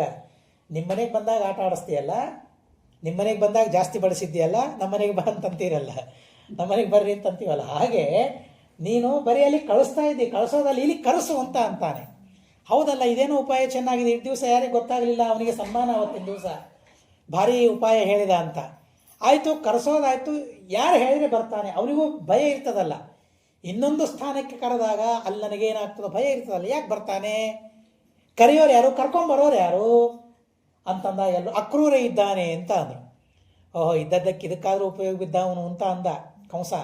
ಯಾಕೆಂದರೆ ವಿಷ್ಣು ಭಕ್ತ ಸೇರ್ತಾ ಇರಲಿಲ್ಲ. ಆಯಿತು, ಕೆಲಸ ಹೇಳೋಣ ಅಂತ ಅಕ್ರೂರನ್ನು ಕರೀತಾನೆ. ಕೃಷ್ಣನನ್ನು ಕರ್ಕೊಂಬರಬೇಕು. ಅವನಿಗೂ ಗೊತ್ತಾಯಿತು ಯಾಕೆ ಕರ್ಕೊಂಬರಬೇಕು ಅಂತ ಅನ್ನೋದು. ಆದರೂ ದೇವರ ದರ್ಶನ ಆಗ್ತದಲ್ಲ, ದೇವರ ದರ್ಶನ ಆಗ್ತದೆ. ಹೋದ ಅಕ್ರೂರ ಹೋದ. ಅಕ್ರೂರ ಹೋದಾಗಿದೆ. ನಾವು ನಿನ್ನೆ ತಿಳಿದವಲ್ಲ ಗೋಧೂಳಿ. ಆ ಗೋಧೂಳಿ ಸಮಯದಲ್ಲಿ ಹೋಗ್ತಾ ಇದ್ದಾನೆ. ಆನಂದ ಆಗ್ತಾ ಇದೆ. ನಗರವನ್ನು ಪ್ರವೇಶ ಮಾಡ್ತಾ ಇರಬೇಕಾದ್ರೆ ನಮಗೆ ದುಃಖ ಆಗ್ತದೆ. ಊರು ಬರ್ತಾ ಇದೆ ಅಂತಲೇ ದುಃಖ ಆಗ್ತದೆ. ಅಷ್ಟು ಟ್ರಾಫಿಕ್ಕು. ಬೆಂಗಳೂರು ಬರ್ತಾ ಇದೆ ಅಂತಂದರೆ ಸಾಕು. ಅಲ್ಲಿ ತನಕ ಭಾರಿ ವೇಗದಿಂದ ಬಂದಿರ್ತೇವೆ. ಅಪ್ಪ ಬಂತ, ಶುರುವಾಯಿತು ಅಂತ ಚಿಂತೆ ಶುರುವಾಗ್ತದೆ. ಆದರೆ ಎಷ್ಟು ಸಂತೋಷವಾಗಿ ನಗರವನ್ನು ಪ್ರವೇಶ ಮಾಡ್ತಾನೆ. ಪರಮ ಪುಣ್ಯಪ್ರದವಾದ ಸಮಯ, ಪರಮ ಪುಣ್ಯವಾದ ಪ್ರಸಂಗ. ಹೋಗ್ತಾನೆ, ದೂರದಿಂದ ನೋಡ್ತಾನೆ. ಪುಟ್ಟ ಪುಟ್ಟ ಹೆಜ್ಜೆಗಳು ಕೆಳಗೆ ಇವೆ. ಅಲ್ಲಿ ಶಂಖ, ಚಕ್ರ ಇತ್ಯಾದಿಗಳೆಲ್ಲ ಪಾದದ ಲಕ್ಷಣಗಳು ಕಾಣಿಸ್ತಾ ಇವೆ. ಕೂಡ್ಲಿಕ್ಕಾಗಲಿಲ್ಲ ರಥದಲ್ಲಿ. ಕೆಳಗಿಳಿದು ಬಿಟ್ಟ, ಹೊರನಾಡಿದ. ಅಲ್ಲಿ ಎಲ್ಲಿ ಕೃಷ್ಣನ ಹೆಜ್ಜೆಗಳಿವೆ ಆ ಧೂಳಿಯೆಲ್ಲ ನನ್ನ ಮೈ ಮೇಲೆ ಹತ್ಕೊಳ್ಬೇಕು ಅಂತ ಹೊರನಾಡಿಬಿಟ್ಟ. ಅಷ್ಟು ಆನಂದ ಅವನಿಗಾಯಿತು. ಹೋಗಲಿಕ್ಕೆ ಆಗಲಿಲ್ಲ. ಆಯಿತು, ಎಷ್ಟೊತ್ತು ಹೊರನಾಡೋದು, ನೋಡ್ಬೇಕು, ಕೃಷ್ಣನನ್ನು ನೋಡ್ಬೇಕಲ್ಲ. ಆಯಿತು ಅಂತ ಕೃಷ್ಣನ ಹತ್ರ ನೋಡ್ಲಿಕ್ಕೆ ಹೋಗ್ತಾನೆ. ಕೃಷ್ಣ ಬರ್ತಾನೆ, ನಮಸ್ಕಾರ ಮಾಡ್ತಾನೆ ಅಕ್ರೂರನಿಗೆ. ಯಾವ ಅಕ್ರೂರ ಕೃಷ್ಣ ಪರಮಾತ್ಮನ ಪಾದಧೂಳಿಯಲ್ಲಿ ಬಿದ್ದು ಹೊರಳಾಡ್ತಾನೆ, ಅಂಥ ಅಕ್ರೂರ ಮನೆಗೆ ಬಂದಾಗ ಕೃಷ್ಣ ಹೊರಗೆ ಬಂದು ಅಷ್ಟಾಂಗ ನಮಸ್ಕಾರ ಮಾಡಿ, ದೊಡ್ಡವರು ಹಿರಿಯರು ಬಂದಿದ್ದೀರಿ, ಸಂತೋಷವಾಯಿತು ಅಂತ ಹೇಳಿ ಮಾತನಾಡಿ. ಮಾತಿಗೇನು ಶಕ್ತಿ ಇದೆಯಲ್ಲ, ಯಾವುದಕ್ಕೂ ಶಕ್ತಿ ಇಲ್ಲ. ಇದ್ದರೆ ಬೇಕಾದರೆ ಆಲೋಚನೆ ಮಾಡಿ. ಮನೆಗೆ ಬಂದವರನ್ನು ಪ್ರೀತಿಯಿಂದ ಗೌರವದಿಂದ ಮಾತನಾಡಿಸಿದರೆ, ನಾವು ಏನು ಹಾಕಿದರೂ ನೀರು ಕೊಟ್ಟರೂ ಸಂತೋಷದಿಂದ ಕೊಡು ಹೋಗ್ತಾರೆ. ಮಾತು ರಾಮಾಯಣದಲ್ಲಿ ಬರ್ತದೆ. ವಿಶ್ವಾಮಿತ್ರ ರಾಜನಾಗಿದ್ದಾಗ ವಶಿಷ್ಠರ ಆಶ್ರಮಕ್ಕೆ ಹೋಗ್ತಾರೆ. ವಶಿಷ್ಠರ ಆಶ್ರಮಕ್ಕೆ ಹೋದಾಗ ಎಲ್ಲ ಮಾತುಕತೆ ಆಗಿಬಿಡ್ತದೆ. ವಿಶ್ವಾಮಿತ್ರ ಅಂತಾರೆ, ಆಯಿತು ಮತ್ತೆ ನಾನು ನಮ್ಮ ರಾಜ್ಯಕ್ಕೆ ಹೋಗ್ತೇನೆ ಅಂತಂದಾಗ, ಅದೇಗೆ ಅತಿಥಿಗಳು ಬಂದಿದ್ದೀರಿ, ಅತಿಥಿಗಳ ಪೂಜೆ ಆಗಲೇಬೇಕು, ಊಟಕ್ಕೆ ಹಾಕಬೇಕು ನಾವು ನಿಮಗೆ, ಹಾಗೆ ಹೋಗೋ ಹಾಗಿಲ್ಲ ಅಂತಾನೆ. ಅಪ್ಪ ನಾನು ಒಬ್ಬನೇ ಬಂದಿದ್ದಿಲ್ಲ, ನಮ್ಮ ಸೈನ್ಯ ಎಲ್ಲ ಇದೆ. ಸೈನ್ಯ ಅಲ್ಲ, ಏನು ಬೇಕಾದ್ವಲ್ಲಿ ನಾನು ಹಾಕ್ತೇನೆ ಅಂತ ಅಂದರು. ಆವಾಗ ವಿಶ್ವಾಮಿತ್ರನ ಮಾತು ಹೇಳ್ತಾರೆ, ನೀನು ಮಾತಾಡಿದೆಯಲ್ಲ ಇಷ್ಟು ಸಾಕು, ಸಂತೋಷವಾಯಿತು, ಹೊಟ್ಟೆ ತುಂಬಿ ಹೋಗಿಬಿಡ್ತು ಅಂತ ಅಂತಾನೆ. ಮಾತಿಗೆ ಇರುವ ಶಕ್ತಿ ಅಂತ. ಒಂದು ಮನೆಯಲ್ಲಿ ಏನೇನಿರಬೇಕು ಅಂತ ಹೇಳ್ತಾರೆ. ತೃಣಾನಿ, ಮನೆಯಲ್ಲಿ ಹುಲ್ಲಿರಬೇಕಂತೆ. ಇದೆಯಾ ನಮ್ಮ ಮನೆಯಲ್ಲಿ ಹುಲ್ಲು? ಯಾಕೆ ಇಟ್ಕೋಬೇಕು ಅಂತ ನಮಗನ್ನಿಸ್ತದೆ. ಹುಲ್ಲು ಅಂದರೆ ಹುಲ್ಲಲ್ಲ, ಹುಲ್ಲಿನಿಂದ ಸಿದ್ಧಪಡಿಸಿದ ಆಸನ, ತೃಣಾಸನ, ತೃಣಾನಿ ಮನೆಯಲ್ಲಿರಬೇಕಂತೆ ಆಸನ. ಭೂಮಿ, ಹೊರಗಿಂದ ಬಂದವರಿಗೆ ಕೊಡೋದಕ್ಕಾಗಿ ಸ್ಥಳ ಇರಬೇಕಂತೆ. ಉದಕಂ, ಅವರ ಕಾಲಿಗೆ ಹಾಕಲಿಕ್ಕೆ, ಅವರ ಕೈಗೆ ಅರ್ಘ್ಯ ಕೊಡಲಿಕ್ಕೆ, ಕುಡಿಲಿಕ್ಕೆ ಕೊಡಲಿಕ್ಕೆ ನೀರಿರಬೇಕಂತೆ ಮನೆಯಲ್ಲಿ. ನಾಲ್ಕನೇದ್ದೇನು ಗೊತ್ತಾ? ನಾಲ್ಕಿದ್ರೆ ಸಾಕು. ನಾಲ್ಕನೇದ್ದೇನು ಗೊತ್ತಾ? ಮಾತು. ಎಂಥ ಮಾತು? ವಾಕ್ ಚತುರ್ಥಿ ಚ ಸೂನೃತ. ಸಂತೋಷ ಆಗಬೇಕಂತೆ ಆ ಮಾತು ಕೇಳಿ. ಅಂಥ ಮಾತಿರಬೇಕು. ಇನ್ನೇನು ಬೇಕ್ರಿ ಮನೆಯಲ್ಲಿ? ಏನೇನೇನು ಬೇಕಾಗಿಲ್ಲ, ನಾಲ್ಕಿದ್ರೆ ಅಂತ ಸ್ಮೃತಿಗಳಲ್ಲಿ ಹೇಳ್ತಾರೆ. ಕೃಷ್ಣ ಪರಮಾತ್ಮ ಹಾಗೆ ಮಾತಾಡ್ತಾನೆ. ಅಕ್ರೂರ ಬಂದರೆ, ಬನ್ನಿ ಬನ್ನಿ, ಇಲ್ಲಿ ಆಸನ ನಿಮ್ಮ ಸಲಾಗಿ ಹಾಕಿಟ್ಟಿದ್ದೇನೆ, ಇಲ್ಲಿ ಬರಬೇಕು ಕರ್ಕೊಂಡು ಹೋಗ್ತಾರೆ. ನೀರು ಕೊಡ್ತಾರೆ, ಕಾಲಿಗೆ ನೀರು ಹಾಕ್ತಾರೆ, ಕೈ ನೀರು ಹಾಕ್ತಾರೆ, ಅರ್ಘ್ಯ ಪಾದ್ಯಗಳನ್ನು ಕೊಡ್ತಾರೆ. ಬಹಳ ದೂರದಿಂದ ಬಂದಿದ್ದೀರಿ, ಸ್ನಾನ ಮಾಡಿ ಬನ್ನಿ, ನೀರು ಕುಡೀರಿ, ಉಪಚಾರವನ್ನು ಮಾಡ್ತಾನೆ ಕೃಷ್ಣ ಪರಮಾತ್ಮ. ಆಯಿತು, ಕೃಷ್ಣ ಯಾಕೆ ಬಂದ ಎಲ್ಲರಿಗೆ ಗೊತ್ತಾಗ್ಬಿಟ್ಟು ಎಲ್ಲರೂ ಬರೋದು. ಮತ್ತು ಕೃಷ್ಣನ ಮನೆಯ ಮುಂದೆ ರಥ ನಿಂತಿದೆ ಅಂತೆ. ಎಲ್ಲಿಂದೋ ಬಂದಿದೆ ರಥ, ಯಾರೋ ಬಂದಿದ್ದಾರೆ. ಹಿಂದಕ್ಕೆಲ್ಲ ಯಾರೋ ಬಂದಿದ್ದಾರೆ, ಒಂದು ಮನೆಗೆ ಹೊಸಬರು ಬಂದಿದ್ದಾರೆ ಅಂತಂದ್ರೇ ಉತ್ಸಾಹ. ನೋಡ್ಲಿಕ್ಕೆ ಬರೋದು ಯಾರು ಬಂದಿದ್ದಾರೆ ಅವ್ರ ಮನೆಗೆ, ಯಾರು ಬಂದಿದ್ದಾರೆ ಅವ್ರ ಮನೆಗೆ, ಅಷ್ಟು ಉತ್ಸಾಹ ಅವರಿಗೆ. ನೋಡಲಿಕ್ಕೆ ಬರ್ತಾರೆ ಯಾರು, ಎಲ್ಲರಿಗೆ ಗೊತ್ತಾಗ್ತದೆ. ಅಕ್ರೂರ ಬಂದಿದ್ದಾನಂತೆ. ಯಾಕೆ ಬಂದಿದ್ದಾನೆ? ಕೃಷ್ಣನನ್ನು ಕರ್ಕೊಂಡು ಹೋಗ್ತಾನಂತೆ ನಾಳಿಗೆ. ಯಾವಾಗ ಕೃಷ್ಣ ನಾಳಿಗೆ ಹೋಗ್ತಾನೆ ಅಂತ ಗೊತ್ತಾಯ್ತಲ್ಲ, ಆವಾಗ ದುಃಖ ಶುರು ಆಯ್ತು. ಅಲ್ಲಿ ತನಕ ಕೃಷ್ಣ ಅಂದರೆ ಏನು ಅಂತ ಗೊತ್ತಿದ್ದಿಲ್ಲ. ಇದು ವಿಯೋಗ. ನಾಳಿಗೆ ಅವನಿರೋದಿಲ್ಲ, ತಡಿಲಿಕ್ಕಾಗ್ತಾ ಇಲ್ಲ ಅವರಿಗೆ. ಬಂದವನು ಯಾವನವನು? ಅಕ್ರೂರನವನು, ಕ್ರೂರ ಅಂತ ಬೈತಾ ಇದ್ದಾರಂತೆ ಅವರಿಗೆಲ್ಲ. ಅಂತೂ ಎಲ್ಲ ಆಗ್ತದೆ. ಕೃಷ್ಣ ಪರಮಾತ್ಮ ಸಮಾಧಾನ ಮಾಡ್ತಾನೆ. ನನ್ನ ತಂದೆ ತಾಯಿಯರಿದ್ದಾರೆ, ಬಂಧನದಲ್ಲಿದ್ದಾರೆ, ಬಿಡಿಸ್ಕೊಳ್ಬೇಕು, ಮಗನಾಗಿ ಕರ್ತವ್ಯವನ್ನು ಮಾಡಬೇಕು, ಬರ್ತೇನೆ ಮತ್ತೆ ಸಮಾಧಾನ ಮಾಡ್ತಾನೆ. ಸಾಕಾಗಿ ಹೋಯಿತು ಕೃಷ್ಣನಿಗೆ ಸಮಾಧಾನ ಮಾಡೋದು. ಅಲ್ಲ, ಇಷ್ಟು ದಿವಸ ನಾನು ಇಲ್ಲಿದ್ದೆ, ಎಲ್ಲರೂ ಬೈತಾ ಇದ್ರಿ, ಹೋಗಬೇಕಾದ್ರೆ ಬಂತೆ ನಿಮಗೆ ಅಂತ ಕೊನೆ ಕೃಷ್ಣ ಕೇಳ್ತಾನೆ. ಕೇಳಿ ಸಮಾಧಾನಪಡಿಸಿ ಕೃಷ್ಣ ಪರಮಾತ್ಮ ಹೊರಟ. ಅಕ್ರೂರ ಅಂದ, ಹೋಗ್ತಾ ಇರಬೇಕಾದ್ರೆ ನಮ್ಮ ಮನೆಗೆ ಬರಬೇಕು ಅಂತ. ಬರ್ತೇನೆ, ಈಗ ಬರೋದಿಲ್ಲ, ನಾವೆಲ್ಲ ಊರು ನೋಡ್ಕೊಂಡು ಬರ್ತೇವೆ ಅಂತ. ಯಾಕೆ? ಜನರಿಗೆ ದರ್ಶನ ಕೊಡಬೇಕಲ್ಲ, ಉದ್ಧಾರ ಮಾಡಬೇಕು ಜನರದ್ದು, ಎಲ್ಲ ನೋಡಿ ಬರ್ತೇನೆ ಅಂತ ಅಂದ ಕೃಷ್ಣ ಪರಮಾತ್ಮ. ಒಬ್ಬ ರಜಕ ವಸ್ತ್ರಗಳನ್ನು ಒಯ್ತಾ ಇದ್ದ, ಮಹಾ ದೈತ್ಯ ಅವನು. ರಜಕ ಅವನ ಕೆಲಸ ಏನು ಗೊತ್ತಾ? ಬಟ್ಟೆಗಳಿಗೆ ಬಣ್ಣ ಹಾಕೋದು. ಬಟ್ಟೆ ಒಗೆಯೋನಲ್ಲ ಅವ್ರು ನಿಜವಾಗಿ ರಜಕರು ಅಂತ ಅಂದರೆ. ಬಟ್ಟೆಗಳಿಗೆ ಬಣ್ಣ ಹಾಕೋದು ಅವ್ರ ಕೆಲಸ ಅವರದ್ದು. ಹಾಗೆ ಬಟ್ಟೆಗೆ ಬಣ್ಣ ಹಾಕಿ ಅದನ್ನು ಕಂಸನಿಗೆ ಕೊಡ್ಲಿಕ್ಕೆ ಒಯ್ತಾ ಇದ್ದ. ನಮಗೆ ಕೊಡ್ತೀಯಾ ಅಂತ ಕೇಳಿದೆ. ಯಾವ ಕಾಡಿಂದ ಬಂದಿದ್ದೀರಿ ಅಂತ ಕೇಳ್ತಾನೆ ಅವನು ರಜಕ ಕೃಷ್ಣನಿಗೆ ಮತ್ತು ಬಲರಾಮನಿಗೆ. ಹರಿವಂಶದಲ್ಲಿ ಹಾಗೇ ಮಾತಿವೆ. ಯಾವ ಕಾಡಿಂದ ಬಂದಿದ್ದೀರಿ? ಕಾಡು ಮನುಷ್ಯನಿಗೆ ರೇಷ್ಮೆ ಬಟ್ಟೆ ಬೇಕಾ ನಿಮಗೆ? ಯಾವುದೋ ಒಂದು ಎಲೆ ತಪ್ಪಲು ಇಷ್ಟು ಕಟ್ಕೊಳ್ಬೇಕು, ನಿಮಗೆ ಚರ್ಮ ಸಾಕು, ನಿಮಗೆ ಇವೇನು ಬೇಕು ಅಂತಂದಾಗ ಭಾಗವತದಲ್ಲಿ ಹೇಳ್ತಾರೆ, ಶಿರಃ ಕಾಯ ಆದಪಾಹರತ ಹಸ್ತೇನ, ಕೈಯಿಂದ ಹೀಗೆ ಮಾಡಿದ್ದಂತೆ ತಲೆ ಹೋಗೇ ಬಿಟ್ಟಂತೆ ಅವನು. ಸರ್ವಪ್ರಹರಣಾಯುಧ ವಿಷ್ಣು ಸಹಸ್ರನಾಮ ಹೇಳ್ತದಲ್ಲ, ಅವನಿಗೇನು ಆಯುಧ ಬೇಕಾಗಿಲ್ಲ, ಕೈ ಹೀಗೆ ಮಾಡಿದ ಮುಗದೆ ಹೋಯ್ತದು, ಸಂಹಾರ ಮಾಡಿಬಿಟ್ಟ. ಮುಂದೆ ಹೋಗ್ತಾನೆ. ಗುಣಕ ಅಂತ ಒಬ್ಬ ಮಾಲಾಕಾರ, ಹರಿವಂಶದಲ್ಲಿ ಹೆಸರು ಹೇಳ್ತಾರೆ ಗುಣಕ ಅಂತ. ಗುಣಕ ಅಂದ್ರೇನು? ಗುಣ ಅಂದರೆ ದಾರ ಅಂತ ಅರ್ಥ. ದಾರದ ಉಪಯೋಗವನ್ನು ಪಡೆದವನು, ದಾರದಿಂದ ಉಪಜೀವಿಸುವವನು.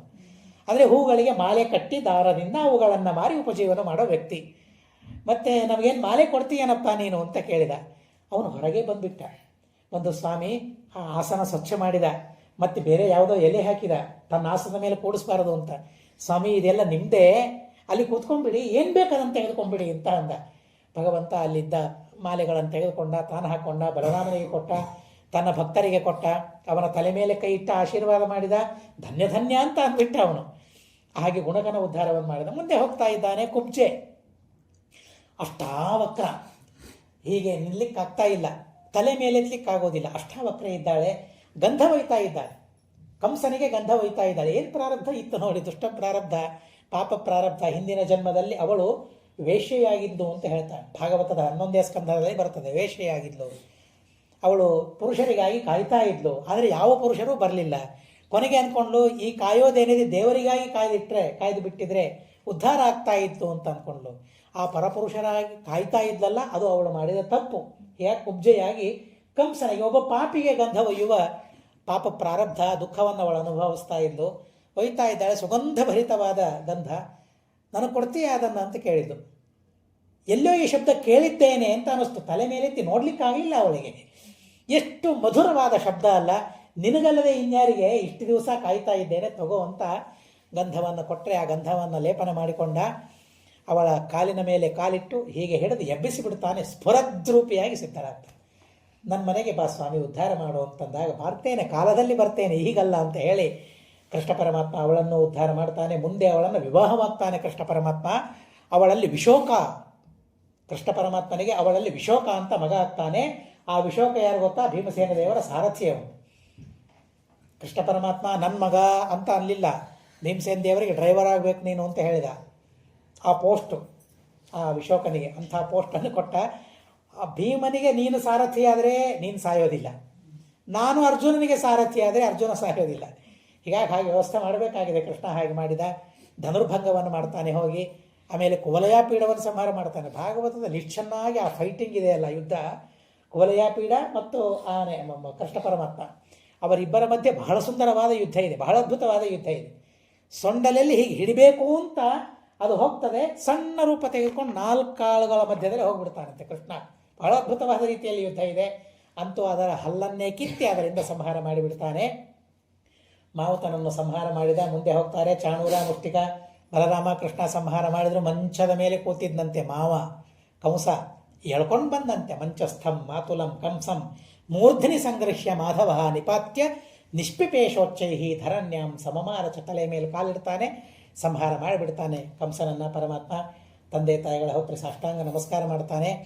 ನಿಮ್ಮನ್ನು ಬಿಡಿಸ್ಲಿಕ್ಕಾಗಿರಲಿಲ್ಲ, ಇಷ್ಟು ದಿವಸ ನಿಮ್ಮನ್ನು ಬಿಟ್ಟಿದ್ದೆ, ನಿಮ್ಮ ಸೇವೆ ಮಾಡಲಿಕ್ಕೆ ನನಗಾಗಲಿಲ್ಲ, ನನ್ನನ್ನು ಕ್ಷಮೆ ಮಾಡಿ ಅಂತ ತಂದೆ ತಾಯಿಗಳಿಗೆ ಕೇಳಿಕೊಳ್ತಾನೆ. ಆಮೇಲೆ ಆ ತಂದೆ ತಾಯಿಗಳ ಮಗನ ಉಪನಯನವನ್ನು ಮಾಡ್ತಾರೆ.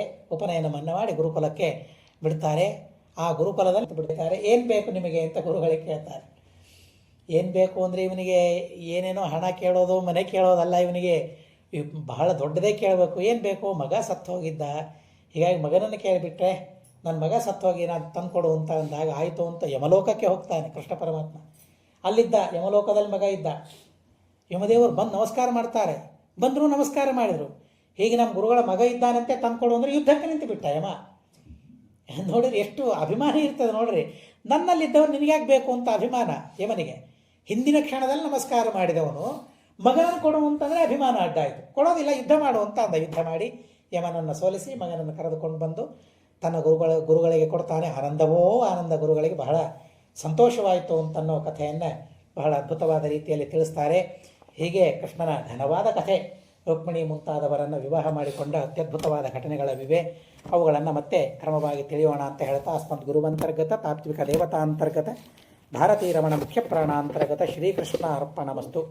ಅಕ್ಷರಂ ಕರ್ಮ ರಸ್ಮಿನ್ ಪರೇ ಸ್ವರ್ಪಿತಂ ಪ್ರಕ್ಷರಂ ಯಾಂತಿ ದುಃಖಾನಿ ಯನ್ನಾಮತಃ ಅಕ್ಷರೋ ಯೋ ಅಜರ ಸರ್ವದೇವಾಮೃತಃ ಕುಕ್ಷಿಗಂ ಯಸ್ಯ ವಿಶ್ವಂ ಸದಾ ಅಜಾದಿಕಂ ಪ್ರೀಣರಾಮೋ ವಾಸುದೇವಂ ದೇವತಾ ಮಂಡಲ ಖಂಡಮಂಡನಂ ಹರಿ ಓಂ ಹರಿ ಓಂ ಹರಿ ಓಂ ಅನೇನ ಭಾವಿಯತ್ ಪುಣ್ಯಂ ತದಾಪ್ನೋತು ಗುರುರ್ಮಮ.